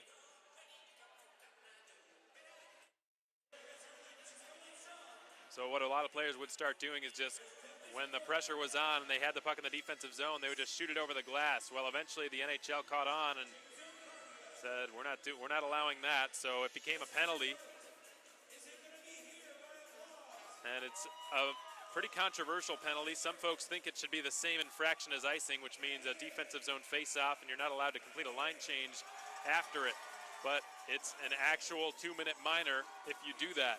And what Brandrup did was, from the defensive zone, he fired it all the way down the ice over the opposite end boards. Just overkill on the clearing attempt, and the Mayhem will look to capitalize on the ensuing 5-on-3 man advantage. Minerva for Jarrett Cupp in the high slot. Feeds it down to Cameron in the corner on the right side. Cameron above the right circle for Minerva. Was not in his wheelhouse, but he collects it. Side of the net shot, blocked by De La Verne. Minerva secures it, flutters it over to Cameron at the right point. Caleb Cameron sends it to Cupp in the right circle. Jarrett Cupp to Cameron. Sends it over. Ortiz puts it at the net from a tough angle. It's stopped by De La Verne and cleared. Kevin Etma plays it in front of his net. And Nick Minerva's got it now for Macon. Minerva slides it up to Jimmy Soper on the left wing. 26 seconds to go on the 5-on-3. Soper twists it back to Ortiz. Up to the left point for Jarrett Cupp. Cupp gives it now to Cameron, right corner. Caleb Cameron, outer hash marks, right circle. Slides it to Minerva from a wide angle. His shot is stopped by De La Verne, and the puck's been hacked out of the zone by the efforts of Sinukovic. Etma charging out of his net. We'll give it to Minerva on his right. Time winding down on this 5-on-3. Minerva will just rattle it around the boards. We're now on a 5-on-4 Mayhem power play. Fresh out of the box, Nolan Kaiser chases it down. Etma gets there first. Sends it around the half wall on the far side. And now it's Steven Pirog who circles back with it in his own zone. 40 seconds remain on this Wild Wing Cafe power play. Josh Keplinger down his off wing, pulls up. Sends it down to the near corner on the adjacent side. Stathis Soumalides is joined by Pirog, but he's pinned to the corner boards at the moment. Keplinger helps him out, secures the puck from the right circle. And Soumalides' pass too hot to handle for Pirog. He couldn't get a shot off, and the puck's gone down the ice. Time for one last rush on this Mayhem power play, which is in jeopardy of dropping to 1 for 4 on the night. Keplinger twists it back to Zach Urban, who hangs onto it and slides it up. Soumalides on the zone entry into the slot. He fires, goes high off the protective netting behind the goal, out of play. The linesman saying it deflected, so the faceoff will stay in the Huntsville zone. However, the Havoc have just killed off a 1:05 long 5-on-3 penalty kill and have just returned to full strength.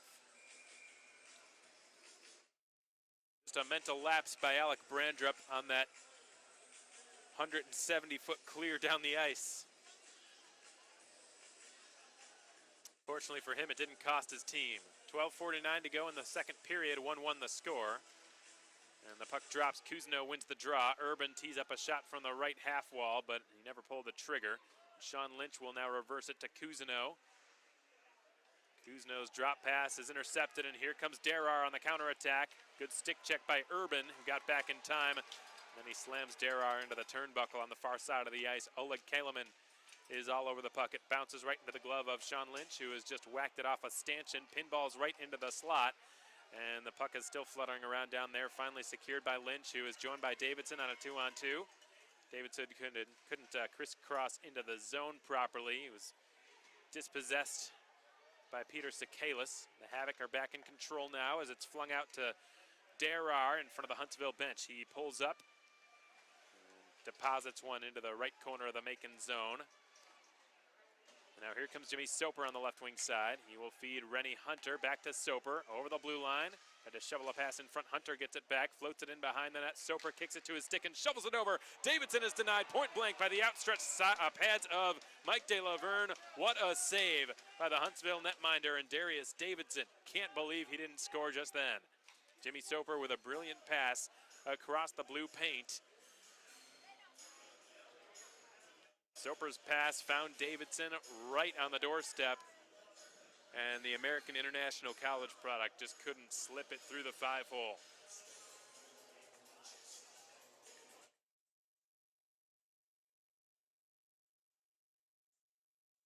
11:44 to go in the second period. The Mayhem buzzing for the go-ahead goal. They've not yet led in this game. Soper forces a turnover. He shoots. It's blocked, and the puck went out of play. Saverio Posa blocking that shot. That flying puck's been brought to you by Blues Painting and Home Repair.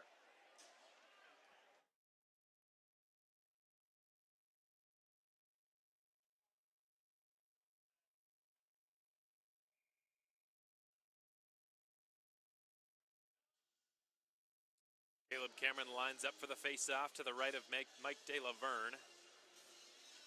Got a pretty solid night in net tonight. Every goaltender who's played in this building so far this season has done a pretty darn good job.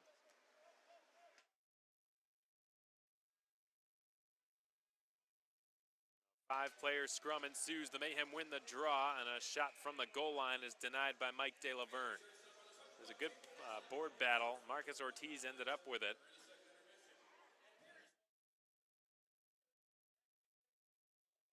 You've worked hard when it's a 3-on-2 scrum and you're the team that's outnumbered and still end up with a puck on your sticks after a battle along the boards. And Marcus Ortiz with an outstanding game yesterday. A new pair of line mates this evening with Caleb Cameron and Jimmy Soper.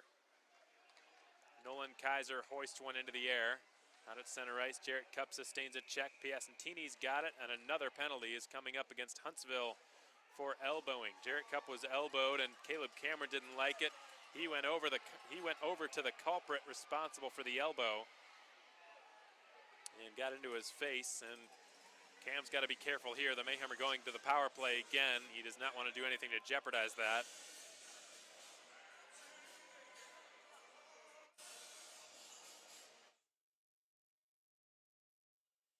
Very much the opposite of yesterday's story, in which the Mayhem were by far the more penalized team.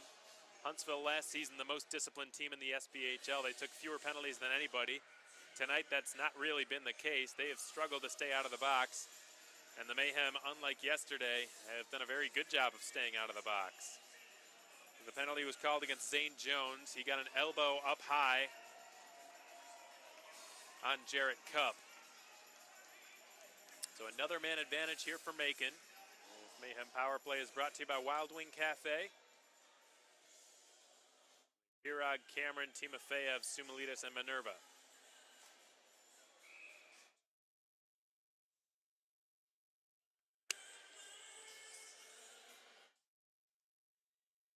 Puck drops, the Havoc have it, and they've cleared it. Saverio Posa getting it down the ice. It's dropped by Kevin Etma behind his net. Nick Minerva on the breakout, slides it to his left, and it's Caleb Cameron. Hot pass to Stepan Timofeyev, who dangles to the outside, collects the puck in the right corner, puts it back in behind for Cameron, who's sized up and pinned to the end boards at the moment. Pirog emerges with it and will flutter it back to the line. Minerva skillfully gloves it down. Behind the net it goes. Cameron rattles it around. Timofeyev manning the right point, feeds it to Minerva above the left circle. His shot is blocked, and the Havoc have cleared it again. Minute 22 to go on this power play. We're approaching the halfway point of regulation time. Still a 1-1 score on our hands here in Macon. Piacentini's goal coming 19 seconds into the game was answered by Caleb Cameron on Macon's second power play of the night. They're now on their fifth, hoping to improve to 2 for 5. Josh Keplinger punches one in behind the Huntsville cage. Brandrup blasts it around, and Nukovic wisely just allows it to pass through and go all the way down. A lot of players in that situation might have gotten puck heavy and tried to do too much. Nukovic, a seasoned veteran, just allowed that one to go through. Darius Davidson dancing in across the Huntsville blue line, dropped for Ortiz. Keplinger, Ortiz again, left half wall. Couldn't trickle it down to Keplinger. It was picked off. Ortiz gets it back, feeds it down to Keplinger, right corner. He will drop it back to the line. It just squeaks over it. Urban couldn't hold it, and Urban's now being pressured by Tanner Carty. Down the puck goes. Urban's after it. Time for one last Macon rush on this man advantage. Zach Urban behind his net.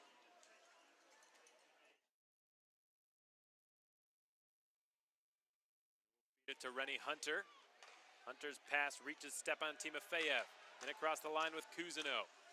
Cousineau in the corner on the far side of the ice will one-hand it back to the line. It's fired towards the net. Timofeyev could have had an opportunity, but a good clear made by Severio Posa after that shot block. Now here comes Jarrett Cup. Looked like the Mayhem were offside, nothing called. De La Verne will hold on to that puck and take a whistle. We're going to head to our second media timeout of period 2. Just under 9 minutes remain in the second period. 1-1 is the score. Mayhem have not yet led in this game. Yesterday was odd in that the Fayetteville Marksmen, who never led the entire game, ended up winning with the game winner in overtime, scored by Travis Jake. Looking around the SPHL, Knoxville has turned their fortunes around. They now have the advantage 3-2 in Fayetteville, halfway through period 3. Pensacola hosting Roanoke, no score in the first 8 minutes or so down in Florida. Evansville scoreless with Birmingham. The game just started up in southern Indiana. And then Peoria Quad City about ready to kick off their season up at the Peoria Civic Center tonight. The Mayhem will travel up there in a couple of weeks to take on the defending Coffee Cup champions, the Peoria Rivermen. Not sure if the champions is the right word. The Coffee Cup winners, I suppose you could call them. And the best record during the regular season. Mayhem traveled up there to end their season last year. This year they're getting to face them a lot earlier in the campaign. Back-to-back weekends against the Rivs. Friday, November 1st, Saturday, November 2nd, and then the following weekend they square off here at the Macon Centreplex to kick off a 5-game homestand for the Mayhem. I'm sure by the end of that, they will be sick and tired of the Rivermen. Rennie Hunter has control in his own zone. His parents in attendance all the way from Ebb and Flow First Nation in northern Manitoba. Nolan Kaiser feeds Derar, springs one along, and it's collected on the zone entry by Chance Braid. Jarrett Cup takes over now behind the Macon net. Coughs it up, Braid's got it. Cup gets back on it and tries to issue it away, but Scott Trask stepped in and took it off his hands. Cup grabs it right back from him, loses possession a bit dangerously. Rennie Hunter bailed him out. And Hunter now behind his net will backhand a pass up to Sean Lynch, who has cleared it down the length. Timofeyev hustling, trying to outrace Johansson. He did not, but no icing was called, and the Havoc bench not liking that decision by the linesman. 8 minutes to play here in period 2. Long outlet pass lands on the tape of Sajnukovic, who's dangerous in space. He tries a saucer pass, broken up out of midair. Skillful play by Oleg Kelemen, who possibly just saved a goal with that excellent defensive stick. Sajnukovic, an exceptional passer. Nick Minerva is able to wedge it up to Stathis Soumalides, who will spring Pirog. Pirog's wrist shot gets blocked. It was Pat Condon who got himself in the shooting lane. Pirog had tons of speed when he received that pass from Stathis Soumalides. Now it's Timofeyev taking it away. Pirog across the blue line, gives it to his left and gets the return pass. It bounces at the goal, and De La Verne's got it covered. 7:07 to play in the second. 1-1 your score.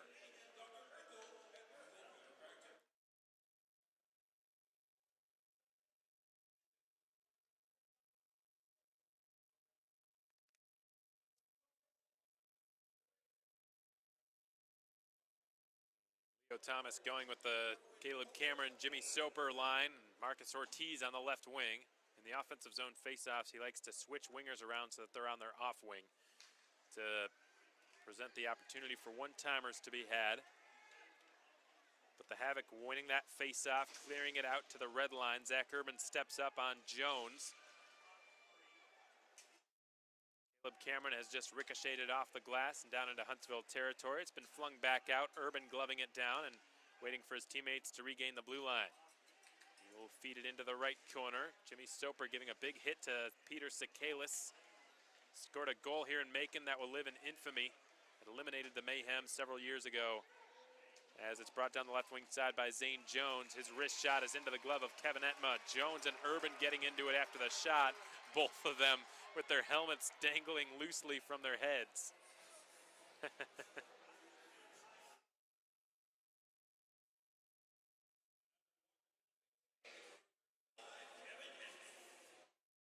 Kevin Entman looking sharp yet again tonight.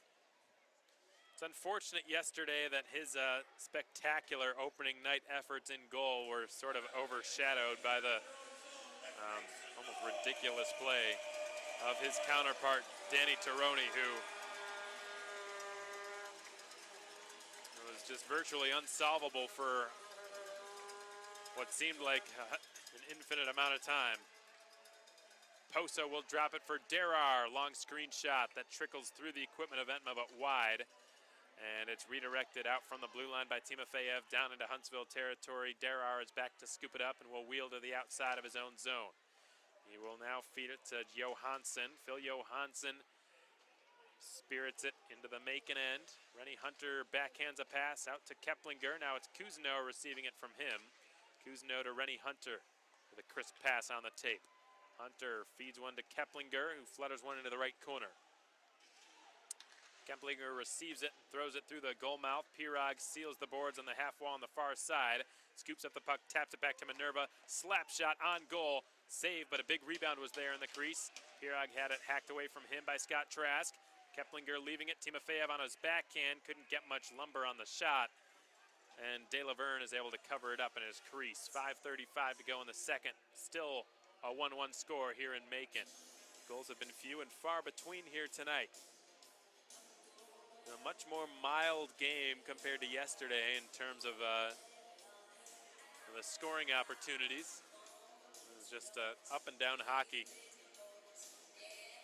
Opportunities to score just all over the place, and sort of a coach's nightmare, to be frank, Coach. To be frank, coaches don't really like situations like that, in which it feels like they've got absolutely no control of what's going on down there. Fans, on the other hand, absolutely love games like that.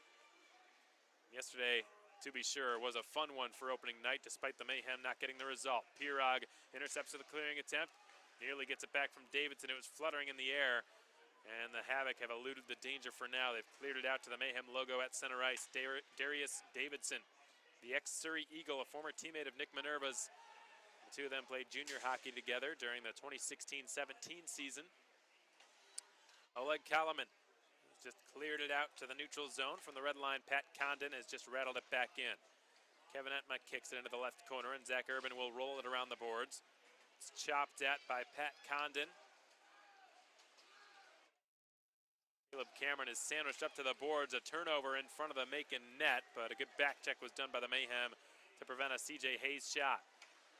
Alec Brandrup intercepts the long pass intended for Sumilidis. Urban will just shovel it out to center, and beyond that, no icing here as it had gone off another skate.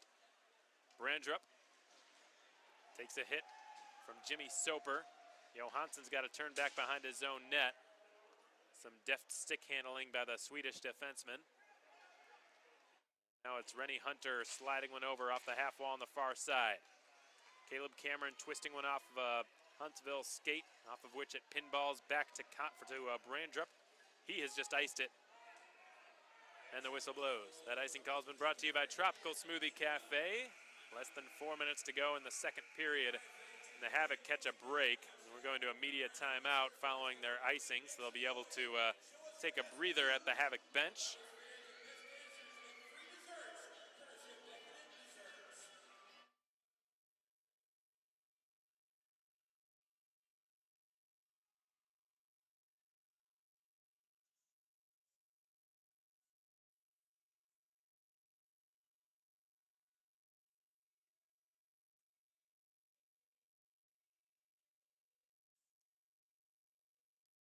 Good news for those of you hoping to catch a Mayhem game at the Centreplex sometime in the near future. If you missed this one, the Mayhem are going to be back here next weekend, Friday and Saturday night, October 25th and 26th. Friday, they host the Roanoke Rail Yard Dogs on Harley night. So if you're a motorcycle enthusiast, next Friday is the night for you. And then if you're a 70s/disco enthusiast, next Saturday, 1 week from today, that would be the night for you. The Mayhem hosting the Rail Yard Dogs and the Birmingham Bulls on Friday and Saturday, respectively. right here at the Macon Centreplex. We hope to see you there. As always, get your tickets at MaconMayhem.com by clicking the links that will take you through Ticketmaster, or to avoid the fees, to swing up to the box office right here at 200 Coliseum Drive and purchase them that way. Jarrett Cupp back in his own zone, backhands a pass to his defensive partner, Rene Hunter. Rene Hunter angles it off the glass. It's caught like a first baseman by Rob Derar and played down to the ice.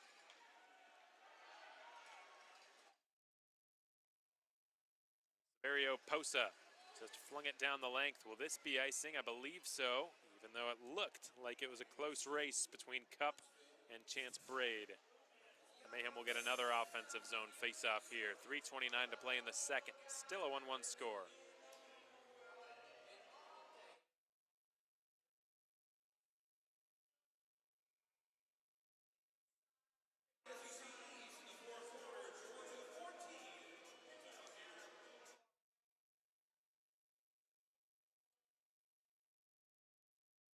Right after that face-off, the puck just trickled on net, and De La Verne jumped on it. So it sounds like the Georgia Bulldogs are ahead. From what I heard, it was 14-0. So good news for the probably 98% of the Mayhem fan base.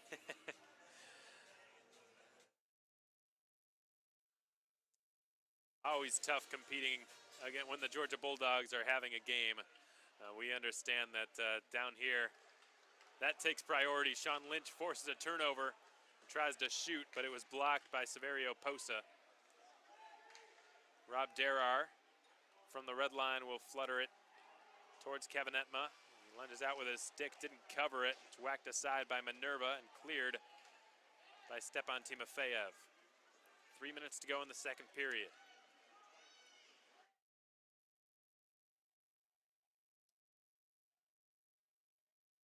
We always expect this place to be a little bit more quiet than usual when the Georgia Bulldogs are playing on Saturday nights.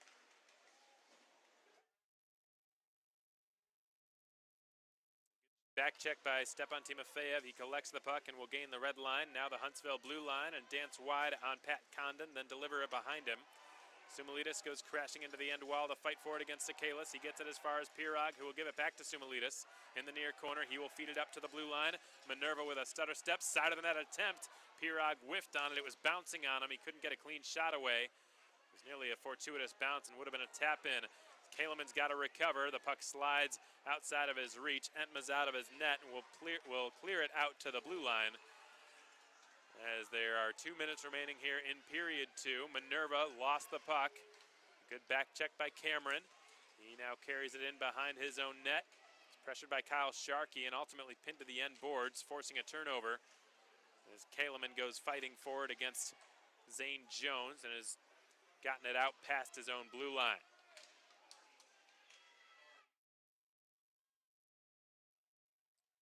Here's Peter Sakalis. He flutters it off the left corner boards, and Caleb Cameron is first there. Still Macon's lone goal scorer tonight, the RIT grad. Sajnukovic from the left corner.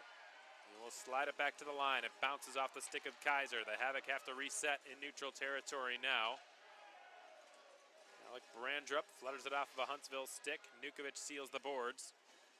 Brandrup sends it into Macon territory. Nick Minerva up to Cameron, who redirects it into the Huntsville zone. It's thrown off the back of Mike De La Verne by Marcus Ortiz.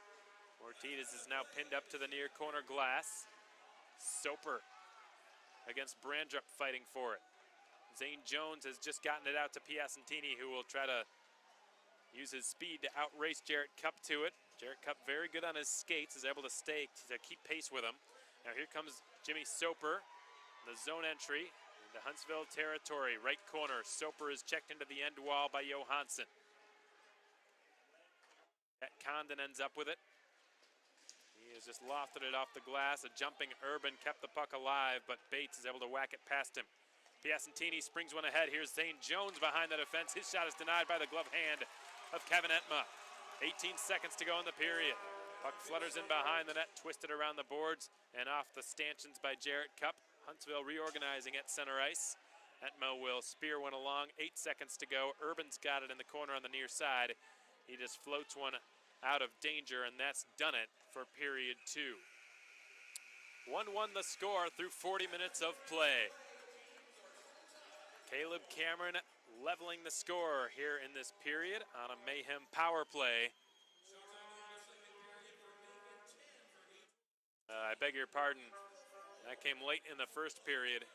Caleb Cameron tying the game 15-12 into period 1 on a Mayhem power play with assists from Steven Pirog and Stepan Timofeyev. No scoring took place in that second period. There were 3 penalties, all against Huntsville. The Mayhem were on about a minute or so long 5-on-3, and they could not convert. Their chances on that 2-man advantage were actually pretty minimal, so you've got to credit Huntsville's 3 penalty killers during that time. Nolan Kaiser was penalized for tripping, Alec Brandrup for delay of game, Zane Jones for elbowing, and the Mayhem were not able to convert on any of the ensuing power plays. They've done an excellent job of abiding by really all of the keys of the game tonight. Well, at least 2 of them. Staying out of the penalty box. They've only gone to the box once all night, so you've got to tip your cap to them for that.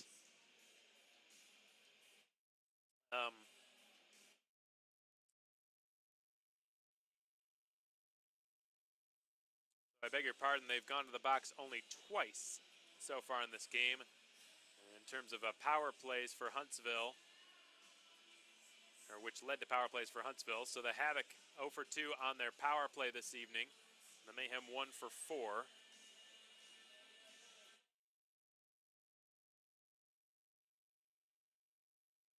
The Mayhem have done a great job of staying out of the box. Yesterday, that was problematic. Both of Fayetteville's goals came when they had someone in the sin bin. So good job of staying on J.R. Strager's good side tonight, and then taking space away from Cy Nukovic, who's been held quiet. Really, the whole Huntsville team has been held quiet, aside from Tyler Piacentini, who scored 19 seconds into the game. Sort of I'm not going to call it a fluke play, but it was really just a bang-bang play in which the Mayhem were not prepared for it, obviously. It almost sort of caught napping there. Piacentini, after forcing a turnover, just sort of whipped it at the net from the left circle, and it trickled through Kevin Etma's equipment.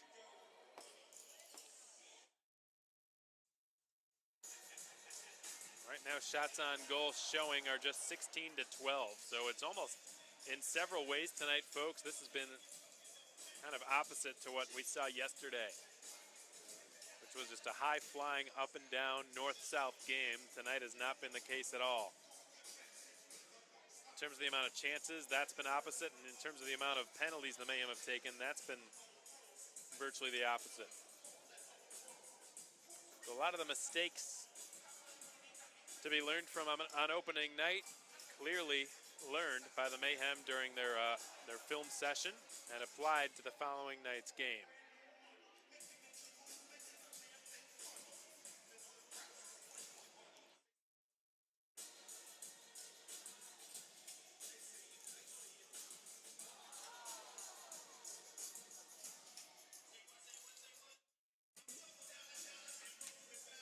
So before we take a look at our second out-of-town scoreboard update, we're going to play back this interview from Mayhem forward Josh Cousineau, our second intermission report. And after that, in case you missed the other 2 interviews, we'll play the Ortiz one after our second intermission out-of-town scoreboard update. So Josh Cousineau will be next, folks. You're listening to Macon Mayhem Hockey on the Mayhem Broadcast Network. 1-1 your score through 2 periods of play against Huntsville.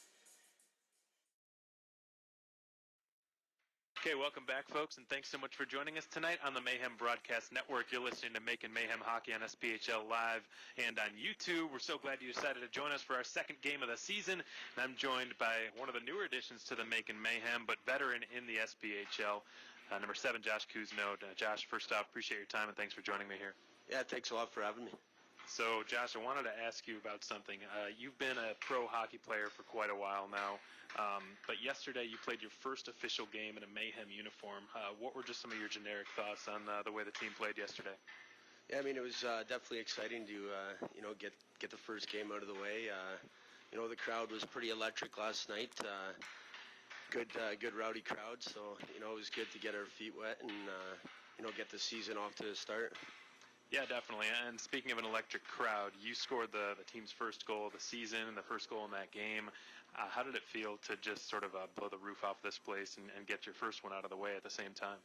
Yeah, I mean, that was definitely exciting time in the game. I was kind of didn't even know it went in myself. I kind of just drove the net and went off my skate and happened to cross the line there. So definitely an exciting time to get my first one out of the way.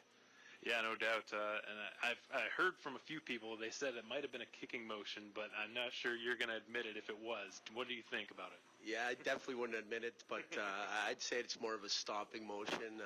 I was just kind of going to the net there, and Copes made a good pass there out of the corner, and it just happened to go in. So pretty fortunate there.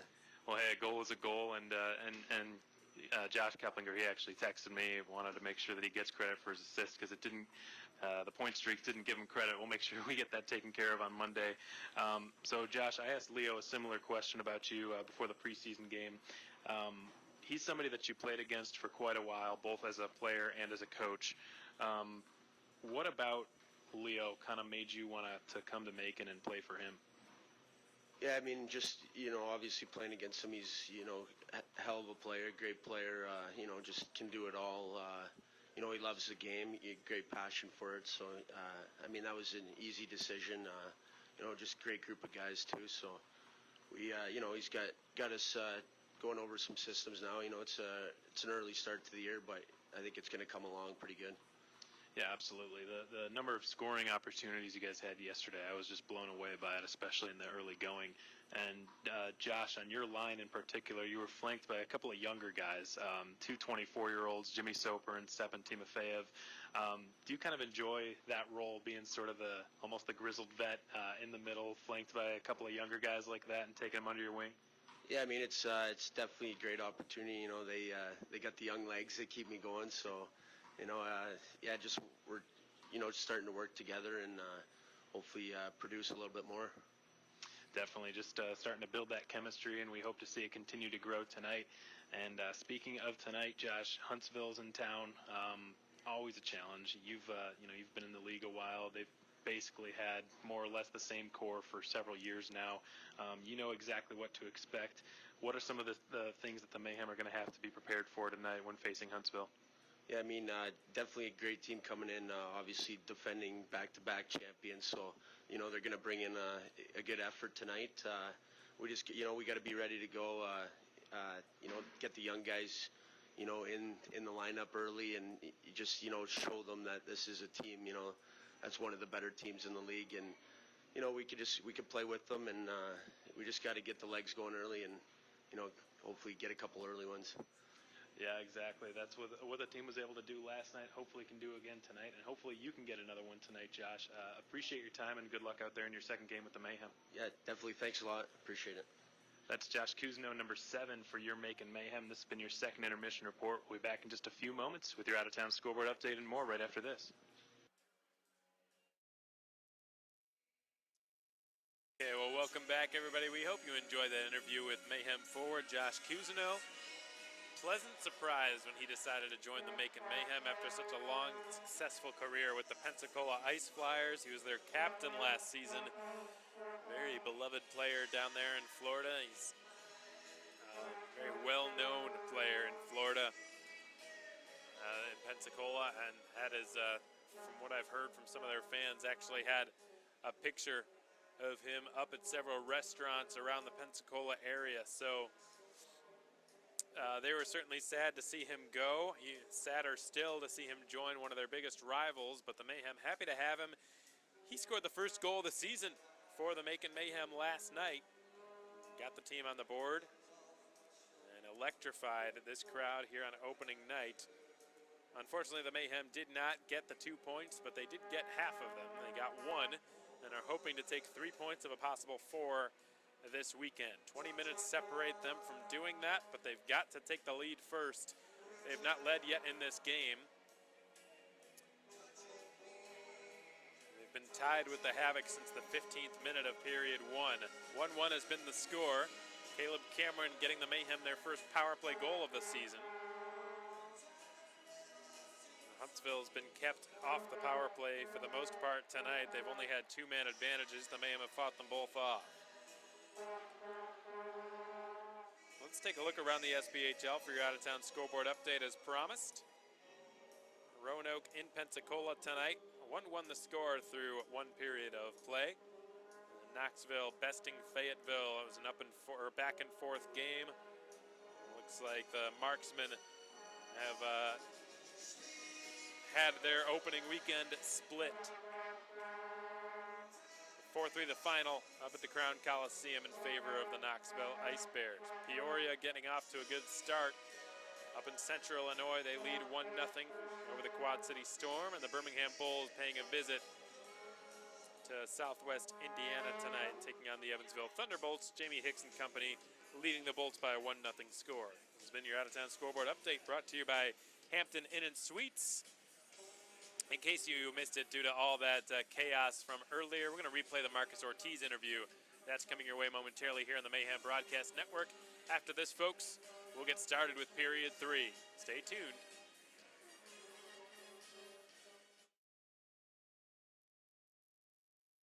Welcome back, everyone. We're so glad to have you with us for our second game of the season. This is your first intermission report. Alex Von Cota, the voice of your Mayhem. I had the pleasure of being joined by forward Marcus Ortiz, number 14 for your Macon Mayhem. Marcus, first off, appreciate your time here. Thanks for being here. Thanks for having me. So, Marcus, how'd it feel to lace them up in front of this crowd again for the first time in over 6 months?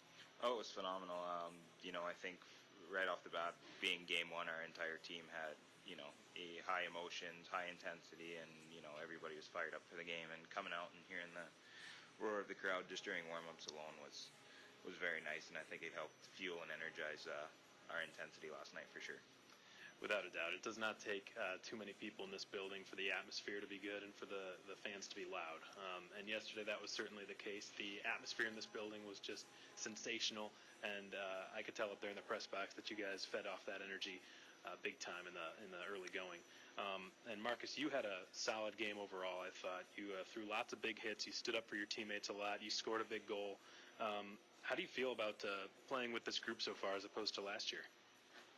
Well, it's always nice when you get a fresh start. I mean, I came in late last year, and it's always there's always not an uncomfortability, but it's just it's different.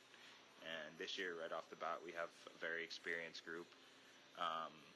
We have a lot of guys who have played in this league or in the ECHL or the Federal Hockey League, so we have a lot of guys with experience, and we have a good core group. Our room is filled with nothing but experience, nothing but good guys, and from day one we've been really close. And I think last night you could definitely see it on the ice. We're not afraid to stand up for each other. Everybody's got that switch when the wires touch, and last night it was all about laying it out there for each other and for this team, and it doesn't matter who we play, we just don't like them.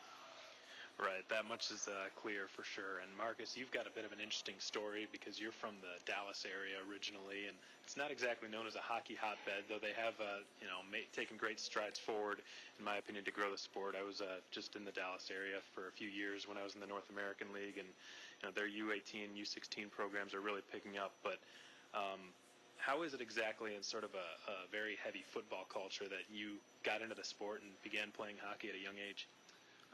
Well, from the time before I could walk, I threw pretty bad tantrums, if you ask my mom. But we used to go to the Galleria Mall in Dallas a lot, and for whatever reason for every reason that makes sense, I hated being at the mall. But the one thing that satisfied me was watching people skate, and so by the time as soon as I could walk, my mom put me in skating lessons, and I went from there. I did everything. I played high school football, and I did all of that, but hockey was one thing that always stuck, and it was one thing that I always seemed to love. And it's been great. The Dallas hockey culture has definitely picked up. There's actually a couple guys on Huntsville that I played with in Dallas, and there's a lot of guys around the league that I've met in Dallas through the summer. Ryan Devine lives in Dallas, so he's on our team now, and we trained with the same guy this summer, just not with each other, but it's it's a growing hockey hotbed, but nonetheless, I do get that question a lot. How did you not play football and not hockey? Well, it is, and when the Dallas Stars were moved to Dallas from when they were the Minnesota North Stars and they moved down to Dallas, one of the biggest ways that they were able to sell the sport to a new market was calling it football on skates. And I don't even know if that does it justice, because hockey is just, I don't know, to me it's so much more fast-paced and more physical and more action-packed. But that's just one man's not so humble opinion. So, Marcus, you guys are going to be looking for redemption after last night. The defending champs are in town. Going to try to spoil that effort. Does it add a little bit of fuel to the fire, knowing the opponent that's coming into the building tonight? Oh, well, I think the fact that they hold the title champion, I definitely think that brings a little extra. But to be honest, I think we've taken the mentality, especially after last night, that it doesn't matter who walks in this building. We want to steal 2 points from them. We want to abuse them up and down the ice, and we want to assert our dominance in every game that we're in. So I think tonight that's a big thing for us, is not really paying attention to the fact that they're the reigning champions, but sticking to our game and definitely imposing our will on them. All right, Marcus, I've got one last question for you, and then I'll let you get going. Tonight is Zombieland night. That's the theme of the game. The movie was just released. The second movie was released yesterday. It was filmed in Macon. The first movie was actually filmed in your hometown of Garland, Texas. Did you know that? Have you seen the movie? And if not, do you plan on doing so? I actually had no idea, but now that I know that, I definitely have to watch both of them. Well, certainly, and we're you're not going to get these references, but we're doing a few Zombieland-related promotions tonight throughout the game. We're going to have a snowball eating contest. The winner's going to get a box of Twinkies, and we're going to have some zombies running around the complex as well. So it should be a fun night. Marcus, in the meantime, just focus on what you've got to do on the ice. And again, really appreciate your time, and good luck out there in your second game. Thank you for having me. That's Marcus Ortiz, number 14 for your Macon Mayhem. This has been your first intermission report. We'll be back in just a moment with your Hampton Inn out-of-town scoreboard update and more right after this.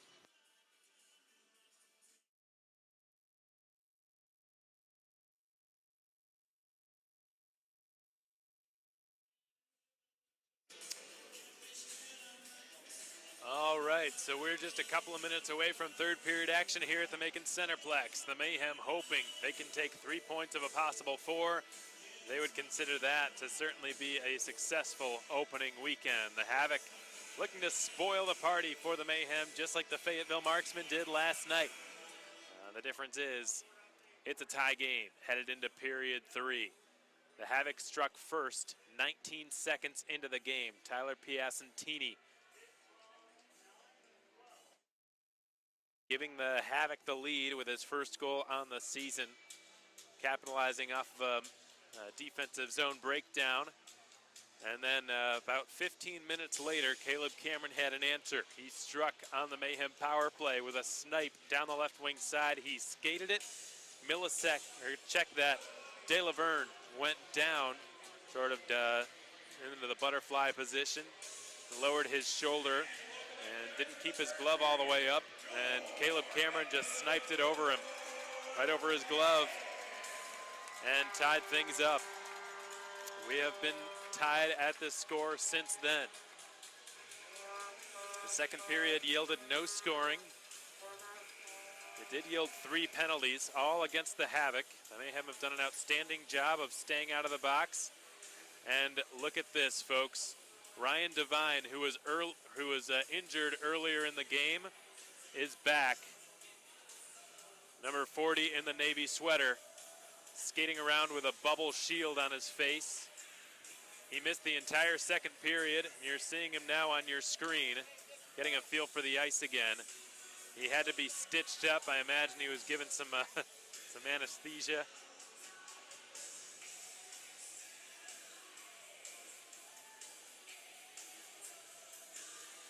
And some painkillers, and that's a hockey player for you, folks, if I've ever seen one. You don't see that really in any other sport. That's truly a testament to his toughness, number 40 for the Mayhem. It'll be interesting to see how long he wears this bubble for. Mayhem fans may recall Vinny Caliguri, number 18 last season for the Mayhem. He was wasn't here for the entire season, just for part of it, but something similar happened to him, and he needed to wear a bubble shield for the entire time he was here. Not the most comfortable, not as easy to see out of, but if it keeps you safe,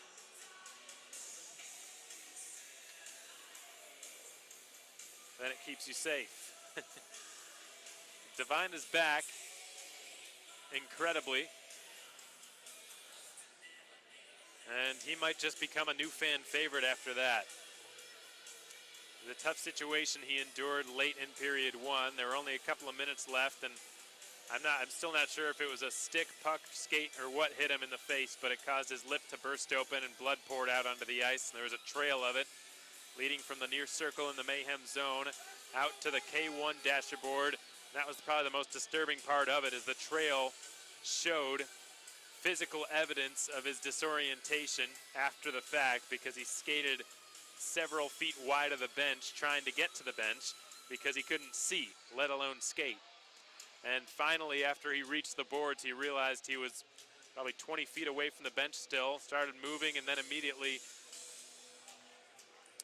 the trainer from Ortho Georgia on the Mayhem bench saw that there was something wrong and that he needed to be examined by a doctor. So through all that, play continued, and Huntsville nearly scored on a 3-on-1 rush. It took far too long for the whistle to blow, but when it finally did, there were some gentlemen from the Coliseum here came out with shovels and started going to work on cleaning up the ice. They did a good job of cleaning up the mess. And there's going to be a fight right off the face-off. Stathis Sumilidis against Chance Braid. The two of them squaring up right in front of the Havoc bench. The first fight of the season for the Mayhem. Sumilidis gets a good grapple now on Chance Braid, begins to throw a right or two, gets another good right in. Braid retaliates with a right of his own. Over, under, Sumilidis going both. He goes down. The first fight of the season here at the Macon Centreplex goes to Chance Braid. Stathis Sumilidis and Chance Braid had that decision made before the puck even dropped. And Sumilidis gets a loud round of applause from the folks here at the Centreplex.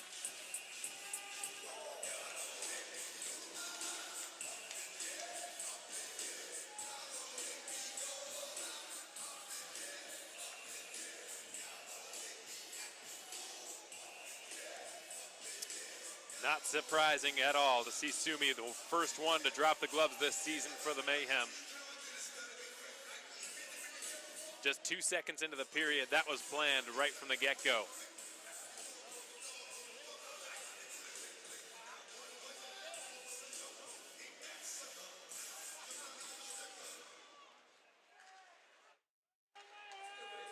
So we'll see if that gives either of these teams a jolt in the arm. Huge hit delivered by Caleb Cameron. A shot in the arm, I should say. Here come the Havoc, 2-on-1. Left side, shot, just missed the right post. That was CJ Hayes. And Johansson had it escape his reach.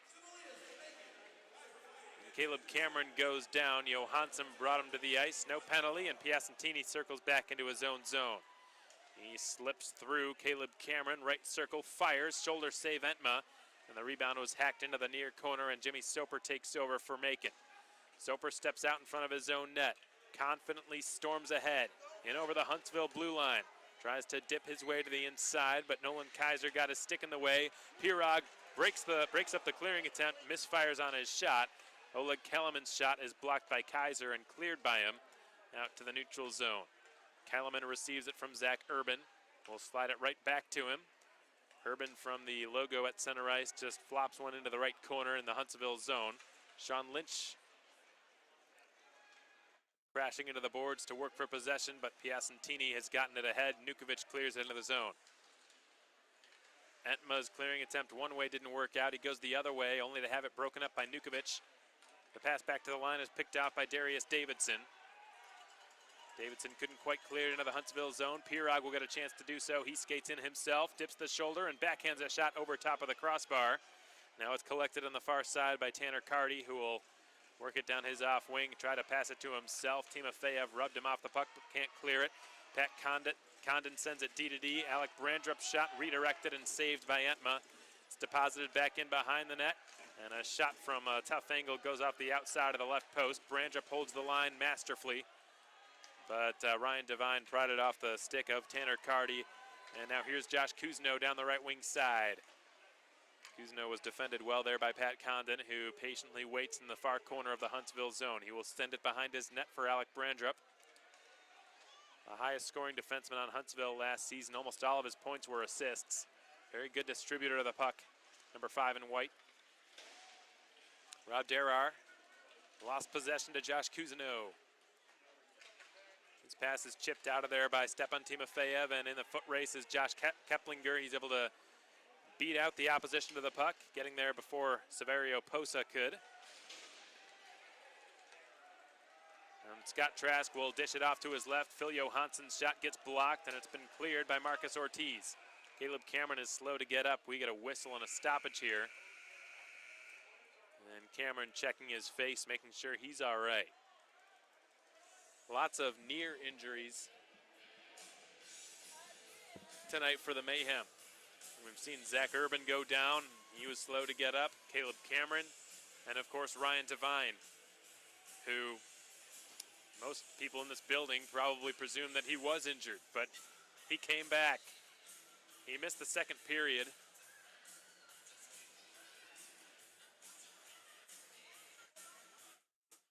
Presumably had that wound stitched up and came right back out here.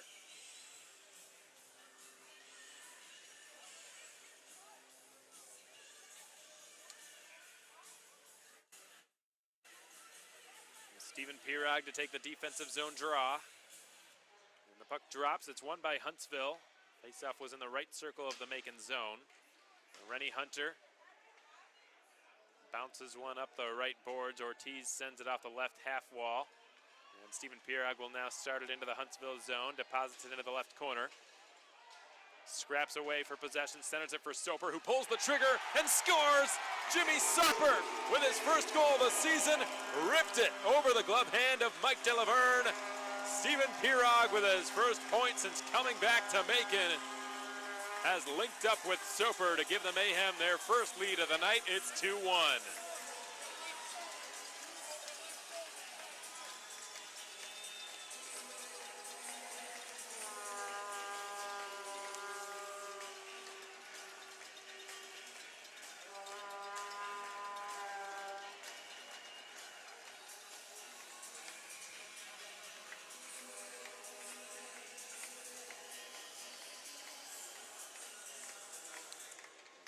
Minutes and 14 seconds into this game, the Mayhem have their first lead of the night, or 3 minutes and 14 seconds into the third period, I should say.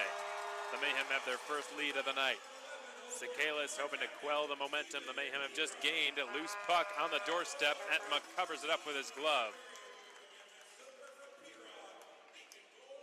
Stephen Pirog on the assist. Jimmy Soper with the goal. Both of them had multiple opportunities to get on the board yesterday and couldn't do it, so I'm sure that goal feels great for both of them. You could tell by their celebrations just how ecstatic they were once that puck went in. Both times, folks, that Mike Delaverne's been beaten tonight, it's been high on his glove side. He's letting his glove dip a little bit lower than he should be.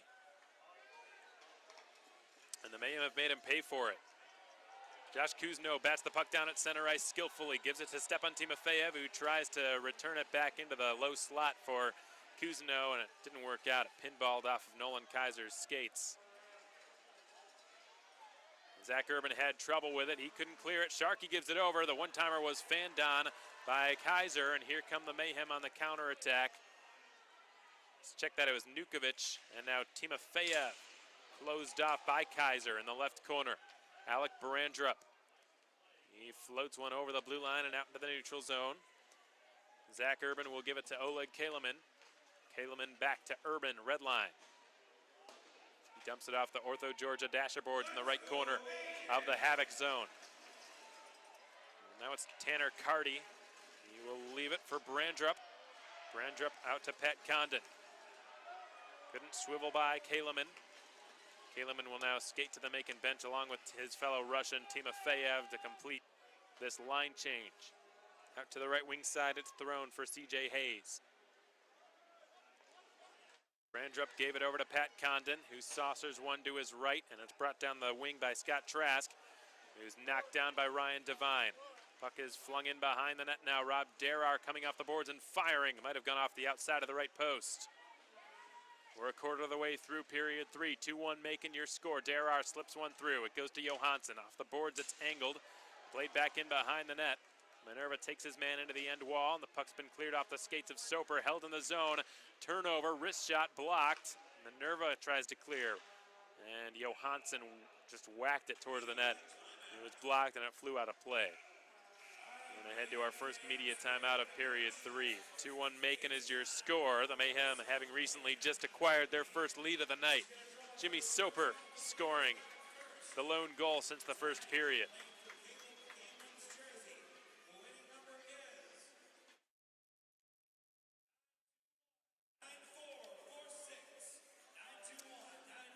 Another brief look around the SPHL. Peoria has doubled its lead heading into the first intermission. They're up 2-0 for their home opener against the Quad City Storm. In Peoria tonight, Alec Hageman, Jake Hamilton have both gotten on the score sheet. Skylar Smutek, the former Quad City Storm, getting an assist on Hageman's goal.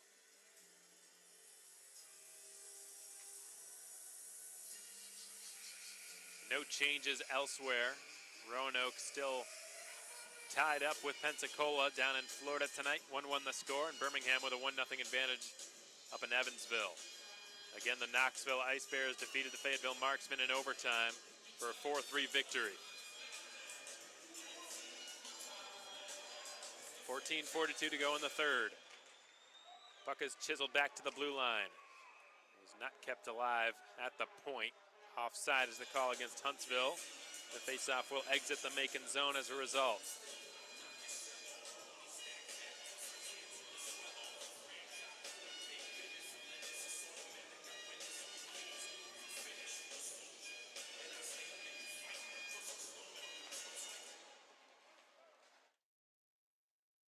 So it's been dumped into the Macon end. Jarrett Cup takes over. He will feed it to Stathis Sumalitis on his left. Sumalitis' breakout pass is broken up. A good stick by C.J. Hayes. Now Piacentini turns with it.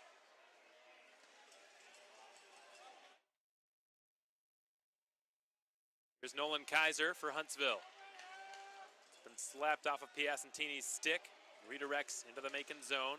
Jarrett Cup slides it outside of the reach of Stathis Sumalitis. Kaiser intercepts it.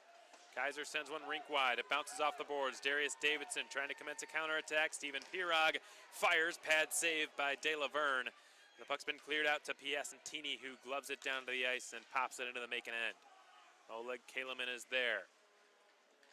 6 minutes have expired in the third period. The Mayhem holding their first lead of the night. Soper and Cameron, the goal scorers for the Mayhem tonight. Josh Kuzno trying to feed the tail gunner, Stepan Timofeyev. It was behind his stick, and the puck bounces back out to neutral territory. Kaleman nearly gave it away in front of his own net. He rescued it, and Sean Lynch receives it, settles it down, and then just floats it into the right corner. He will go in after it with help from Josh Kuzno. Lynch scoops it up. Timofeyev tapping his stick, calling for the pass.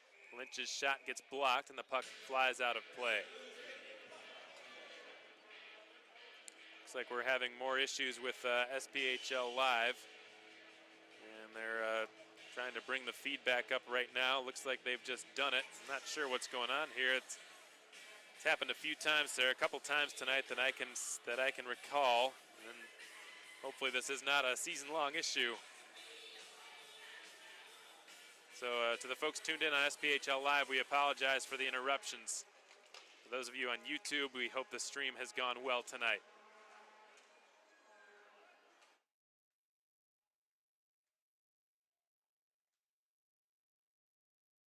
Scott Trask fires. It goes over the crossbar after catching up to it. And now the puck's been turned over. Marcus Ortiz with tons of speed, left circle, shoots. He tried to go glove side. Mike De La Verne able to rob him with his glove. And he gets a raucous, appreciative stick tap from the Huntsville bench.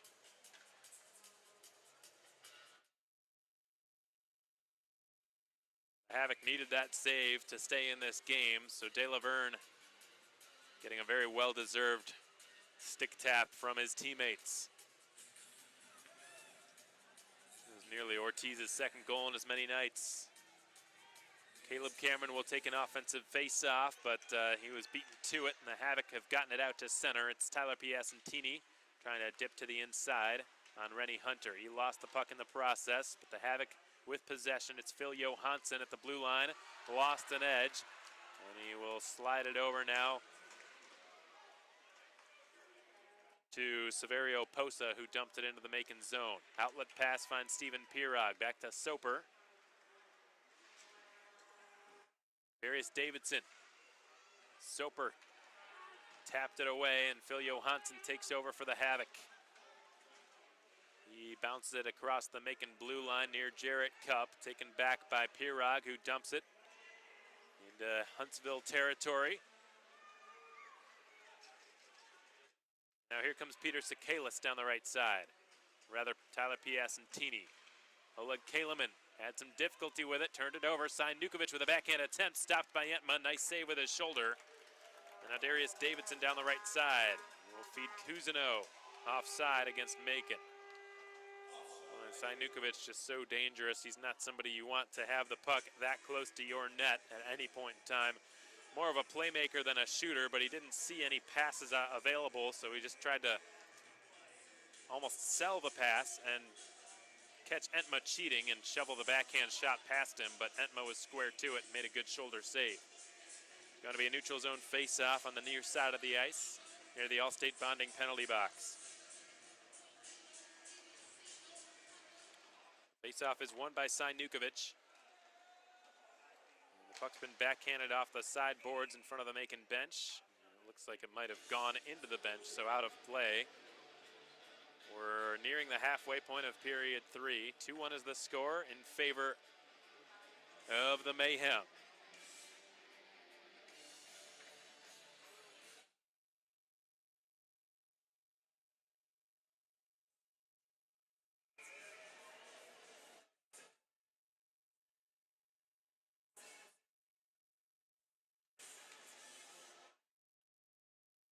Nolan Kaiser takes over and skies it up in the air. It bounces right to Kevin Entma, who will make the glove stop.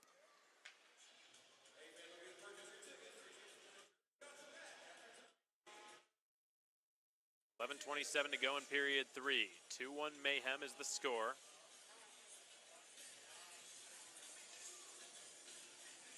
Jimmy Soper giving his team their first lead since last night with a snipe over Mike De La Verne's glove. Ortiz nearly gave the Mayhem an insurance lead. He also tried to go glove side, where De La Verne's been beaten twice tonight, but the third time would not be the charm for Marcus Ortiz. Ryan Devine's now got it behind his net. He'll give it to his right for Nick Minerva, who slaps it up to Keplinger. Keplinger steps in to the slot. His shot missed wide. Now Timofeyev scoops it up, drops it back behind the net. Keplinger's got it. He flings it over, too far for Cup. Catches up to it and puts it back behind the net. Caleb Cameron searching. He pivots and leaves it for Stepan Timofeyev. Timofeyev dances to the outside. He's watched by Sikalis. Mayhem trying to force a turnover, but the Havoc were quick to exit their own zone and fling it up in the air. No icing here as the puck had gone off Nolan Kaiser's stick. Kaiser will skate to the Huntsville bench, and the Havoc have completed a line change. Alec Brandrup has it behind his own cage. Brandrup up to Pat Condon. He flies over the Macon blue line, gives it to his right. From Rob Derar, his shot goes off the side of the net. Condon is sent down to the ice by Rennie Hunter. And the Mayhem have just wobbled the puck out to the blue line, and Jimmy Soper trying to get a step on Brandrup, who defended him in textbook fashion. Soper gives Brandrup a ride into the boards, but Brandrup maintains possession of the puck. He then sends it up to Derar. It goes through his stick and out into the neutral zone. Urban carries behind his own net. Northern Michigan University product. Up to Stephen Pirog, the ex-Greenville Swamp Rabbit. rolls it into the Huntsville end. It's played by Phil Johansson of the Havoc to Kyle Sharkey, the Havoc veteran. Now it's one-handed along and controlled by Johansson, who fluttered the shot wide of the left post. Kyle Sharkey, knocked off of it by Oleg Kaleman. Urban rolls it along his own end wall. Sharkey now behind the Macon cage. Left it off for a sharp angle shot by Johansson that's covered up by Kevin Etma. We're going to head to our second media timeout of period 3.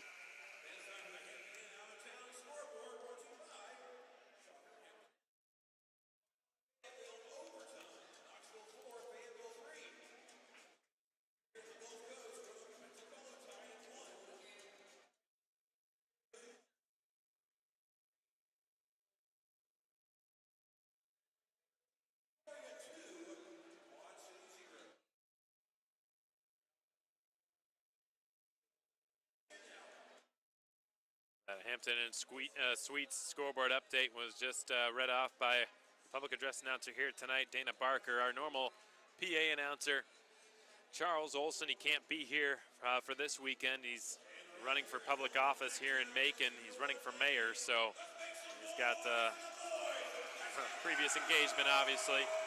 He may not be able to make it to too many games this season, which is unfortunate. He does a great job, but Dana Barker has stepped in and filled that role very well.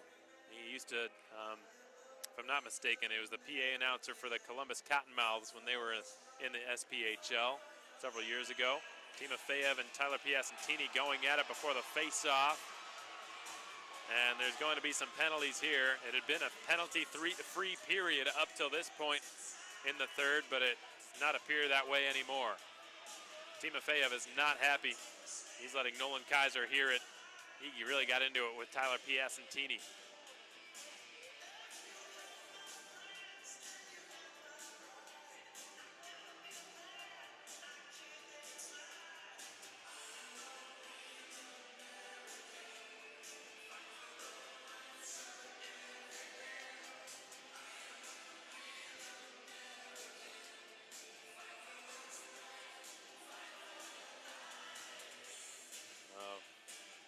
Love the song choice by our DJ John Reagan playing I Am a Real American for the Russian who got into a scrap. No penalty. They allow play to continue. I love the way that J.R. Strager has officiated this third period. He really just put the whistle into his pocket and let them play. He's not making any ticky-tacky calls here. Peter Sakalis has it behind his own net. He allows Sai Nukovic to pass through, then gets rid of it to his left for Nolan Kaiser. Kaiser to Nukovic, who taps it into the zone. Nick Minerva rattles one around the far half wall. Stepan Timofeyev rolls it up to Sean Lynch, and the Utica College product will carry it wide on Kaiser and then send it in behind the net. Minerva making things happen, and on the forecheck, Marcus Ortiz takes over in front of the Huntsville bench.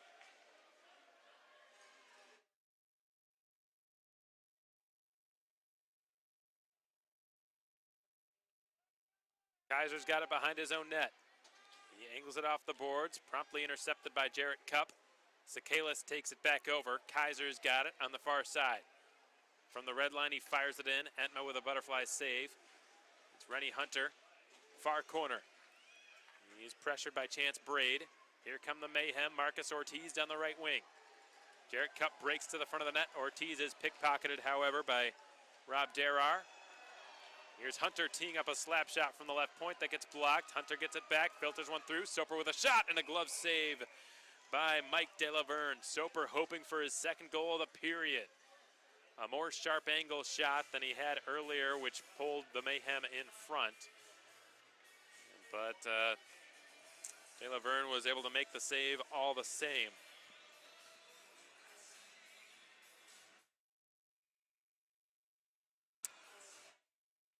So Stephen Pirog is going to take this offensive zone face-off to the right of Mike De La Verne with 7.5 remaining in period 3. The Mayhem hoping they can hang on to this lead and take 3 points out of 4 in their opening weekend. puck drops. The Havoc have won the draw. The puck's been cleared out to the red line. Just squeaks barely past Kaleman, and a weak shot by Tanner Carty is easily stopped by Kevin Entma's glove.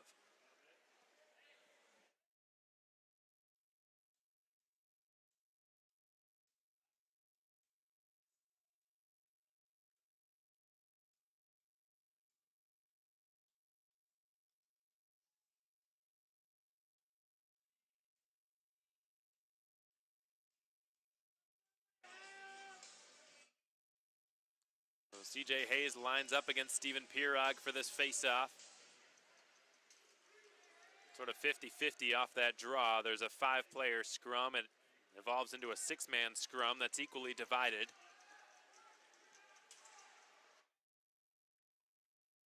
Tanner Carty loses his helmet. He puts it back on, but the Mayhem have taken over. Steven Pirog bounces it up the right wall for Darius Davidson. Davidson puts it in across the blue line and tries to get his own pass. He was dispossessed of it by the Havoc, and Pat Condon takes over behind his own net.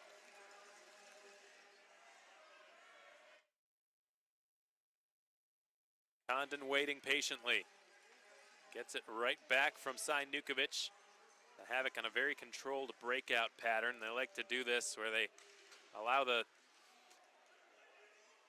centerman or the right wing to pass through from in behind the net, giving the defenseman another option on the breakout. Piacentini with a shot. It's blocked. It flies out of play. Fans applauding a huge check on Cy Nukovic in the neutral zone moments ago. Nukovic, 31 years of age. His body's taken a number of those big hits at this point. And he doesn't seem ready to hang them up anytime soon.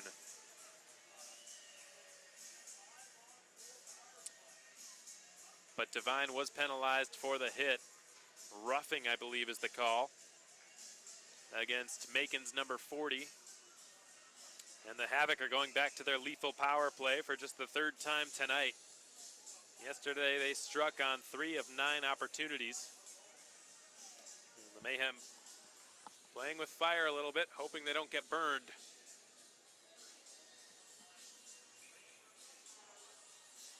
Devine still standing in the penalty box. I imagine he's having a hard time watching this. Huntsville with a lethal power play. Nukovic to Brandrup, bobbles it at the blue line, but secures it. Brandrup wheels into the high slot and redistributes it to Cy Nukovic along the right half wall. Nukovic weaving, right circle, tries to slip one over. Cameron read the pass beautifully, intercepted it and cleared it all the way down. Cameron will be substituted by Sean Lynch. Jimmy Soper will be swapped in by Josh Cousineau. And down the left side skates Kyle Sharkey. He will rattle it around the end boards. Nukovic cuts it off near the right point. He will carry it down into the right corner and feed it back up to the line for Alec Brandrup. Nukovic again, outer hash marks, right circle. His favorite spot on the ice. He delays.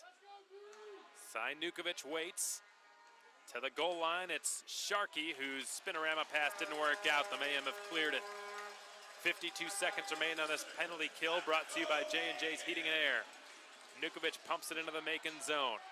In after it, Nolan Kaiser, making things happen offensively. Trying to win possession of the puck along the boards. Piacentini's centering pass is broken up by Nick Minerva, but Nukovic again keeps the play alive. He will skate it down into the right corner and try to filter one back to the line. He succeeds. Nolan Kaiser for Alec Brandrup. Tees it up, sends it to Nukovic.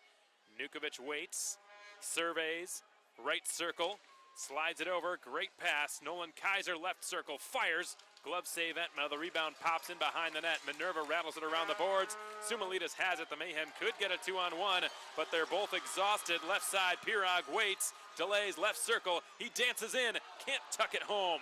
Excellent attempt by Steven Pirog. He knew Sumalitas was absolutely exhausted. He tried to just do it himself, and he got De La Verne out of position, but he couldn't bury it. The Mayhem have, however, returned to full strength as Devine's been let out of the box. Entma fights off a long slap shot by Pat Condon with his blocker. And now here comes Jimmy Soper down the right wing, joined by Devine on his left. Soper pivots, drives, loses the puck, loses an edge as well, Puck's been thrown back into the crease from the corner, and Mike DeLaverne hangs onto it for dear life. Less than 4 minutes remain, 3:58 to be exact, left on the clock. The Mayhem nursing a tenuous 1-goal lead. 2-1 is the score late in regulation time. The Mayhem hoping they can hold on to this one and defeat the defending champs here on home ice. The Mayhem were 2-1 in this building against Glenn DeTulio's squad last season. Overall, they were 3-4-0 against the Havoc. 1-3 in Huntsville.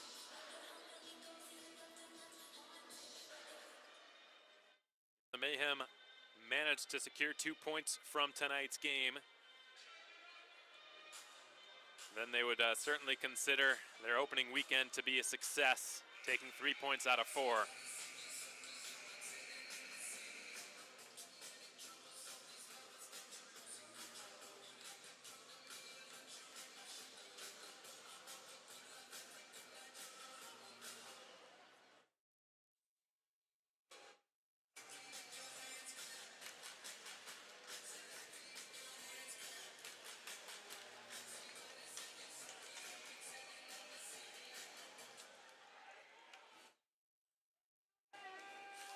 So a critical face-off taking place to the left of Mike DeLaverne. Caleb Cameron will be countered by Rob Derar.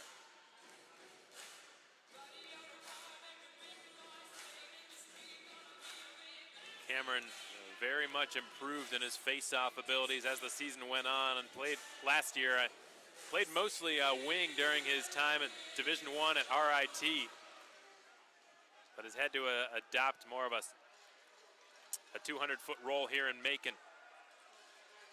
So it's brought down the right side by Saverio Posa. He deposits it in behind the Macon goal line. Jarrett Cupp is brought down to the ice with 3:42 remaining in period 3.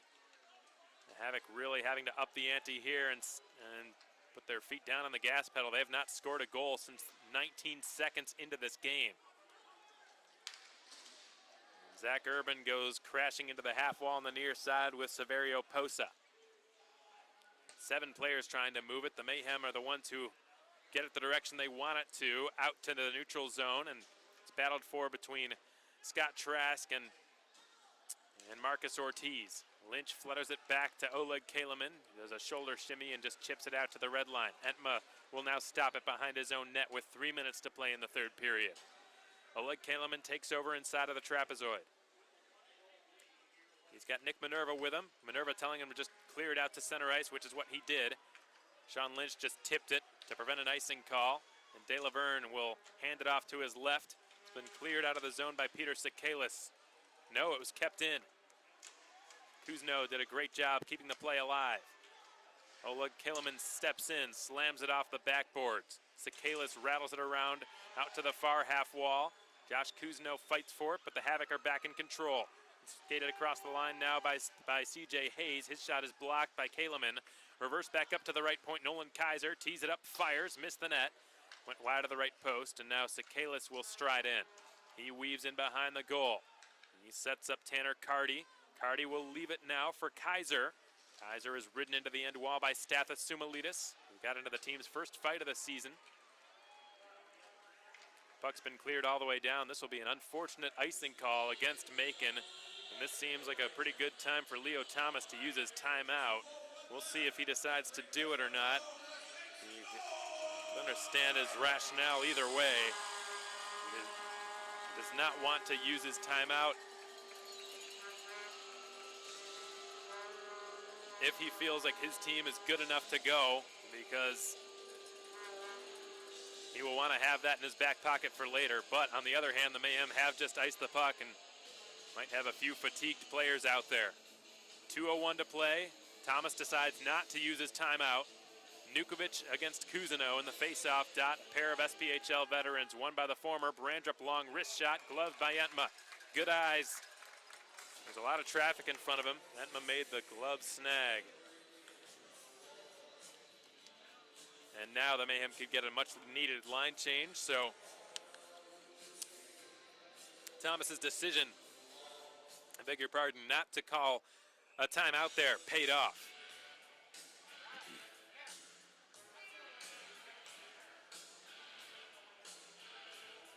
Mike De Laverne is way on top of his crease. He's basically at the hash marks in between the circles right now.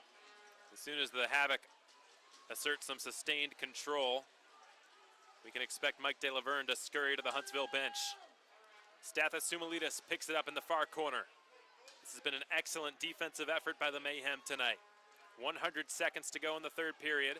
Sumulidis tries to move it up the boards. It's whacked towards the net on a one-timer that gets blocked, and Cousineau's got it now for the Mayhem. He floats one up in the air. It's been gloved down by Pat Condon. Condon's in control of it. Swipe on the pass through by Pierog, dispossessed him of it, only temporarily. Alec Brandrup in across the blue line. Mike De Laverne to the Huntsville bench. Brandrup is ridden into the corner boards by Jarrett Cupp. The puck is somewhere down there in between all those players. And Entma just says enough is enough, and he just covers it at the side of his goal. Piacentini was thrown into the end wall. 1:07 to play in the third. 2-1 Mayhem. Macon hoping to hang on to this delicate one-goal advantage and head into week 2 with a 1-0-1 record. Glenn DeTulio has used his timeout.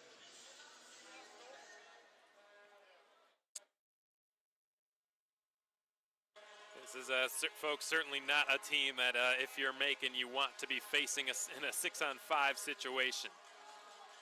It's essentially a power play for Huntsville, except they've got an empty net.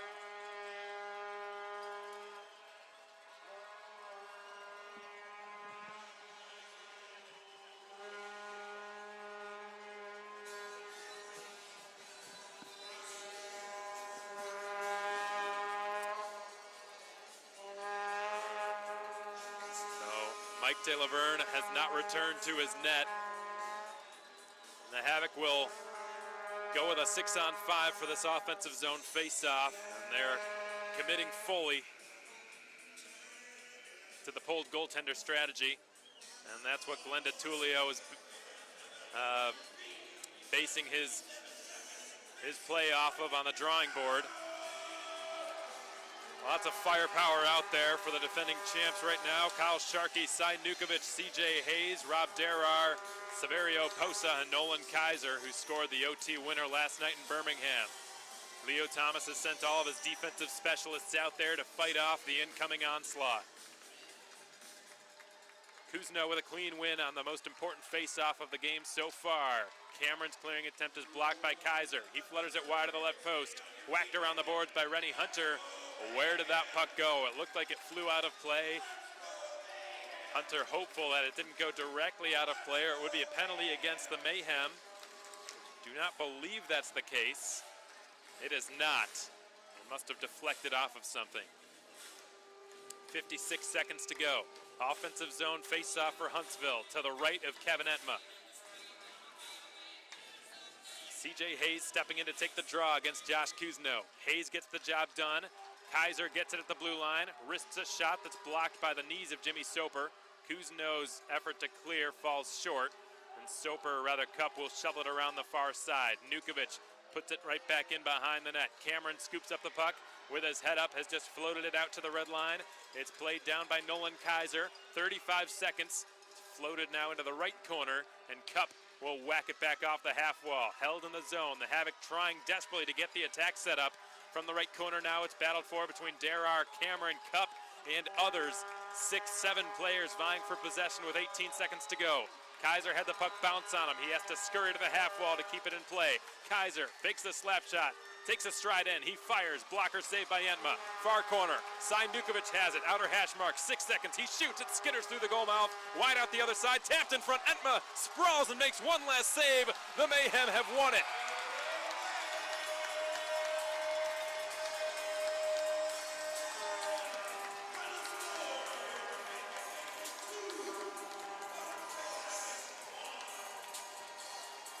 The Mayhem have had a successful opening weekend. They have taken 3 points out of 4 and have defeated the back-to-back defending champions of the SPHL.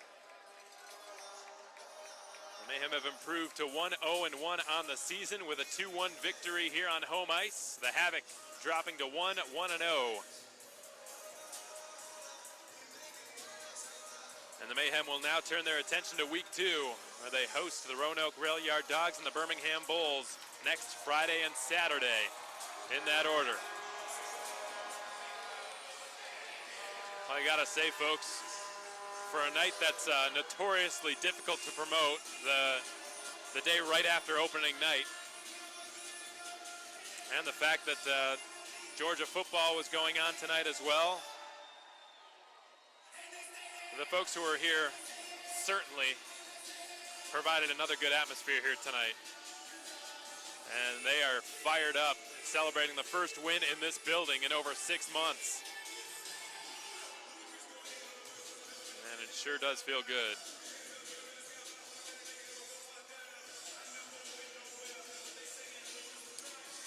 A lot of the folks haven't even begun to walk to the exits yet.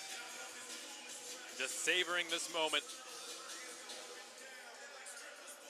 The Mayhem certainly felt like at times they were robbed of 2 points yesterday with the way that they played. Offensively, they were great at generating scoring chances. They were robbed a number of times by Danny Taroni. Defensively, they needed some work, and they did just that tonight. An excellent defensive effort by the Mayhem. The third star of tonight's game, Caleb Cameron, who now skates to the opposing bench and throws a souvenir up to a lucky fan at the bottom of section 21. Cameron scored the tying goal on the power play 15 minutes into the first period. And the man who scored the game-winning goal, Jimmy Soper, is tonight's second star.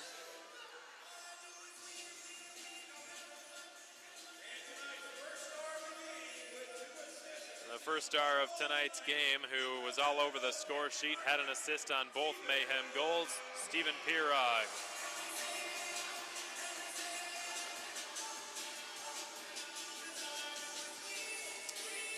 What a return to Macon it's been for him. He was on the ice for a number of high-end scoring chances yesterday for the Mayhem, but did not get on the score sheet in his first game back to Macon. Tonight, he was all over it, got a pair of assists. Got one on Cameron's goal, got one on Soper's goal. And Stephen Pirog back to his old self here in Macon, leading the team to a 2-1 victory tonight on Zombieland night.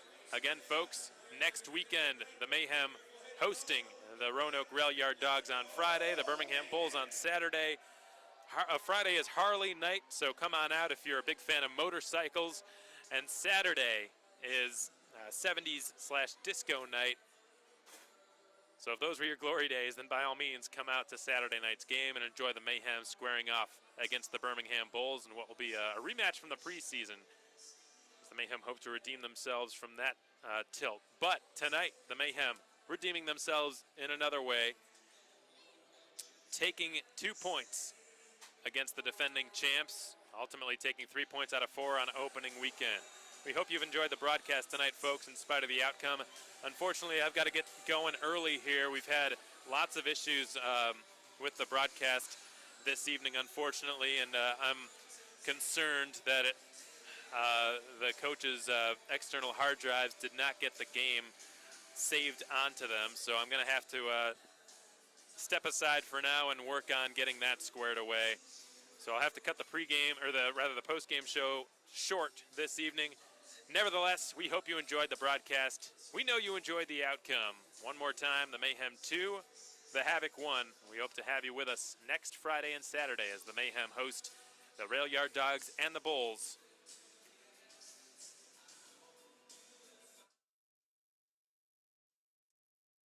On Harley night and disco night.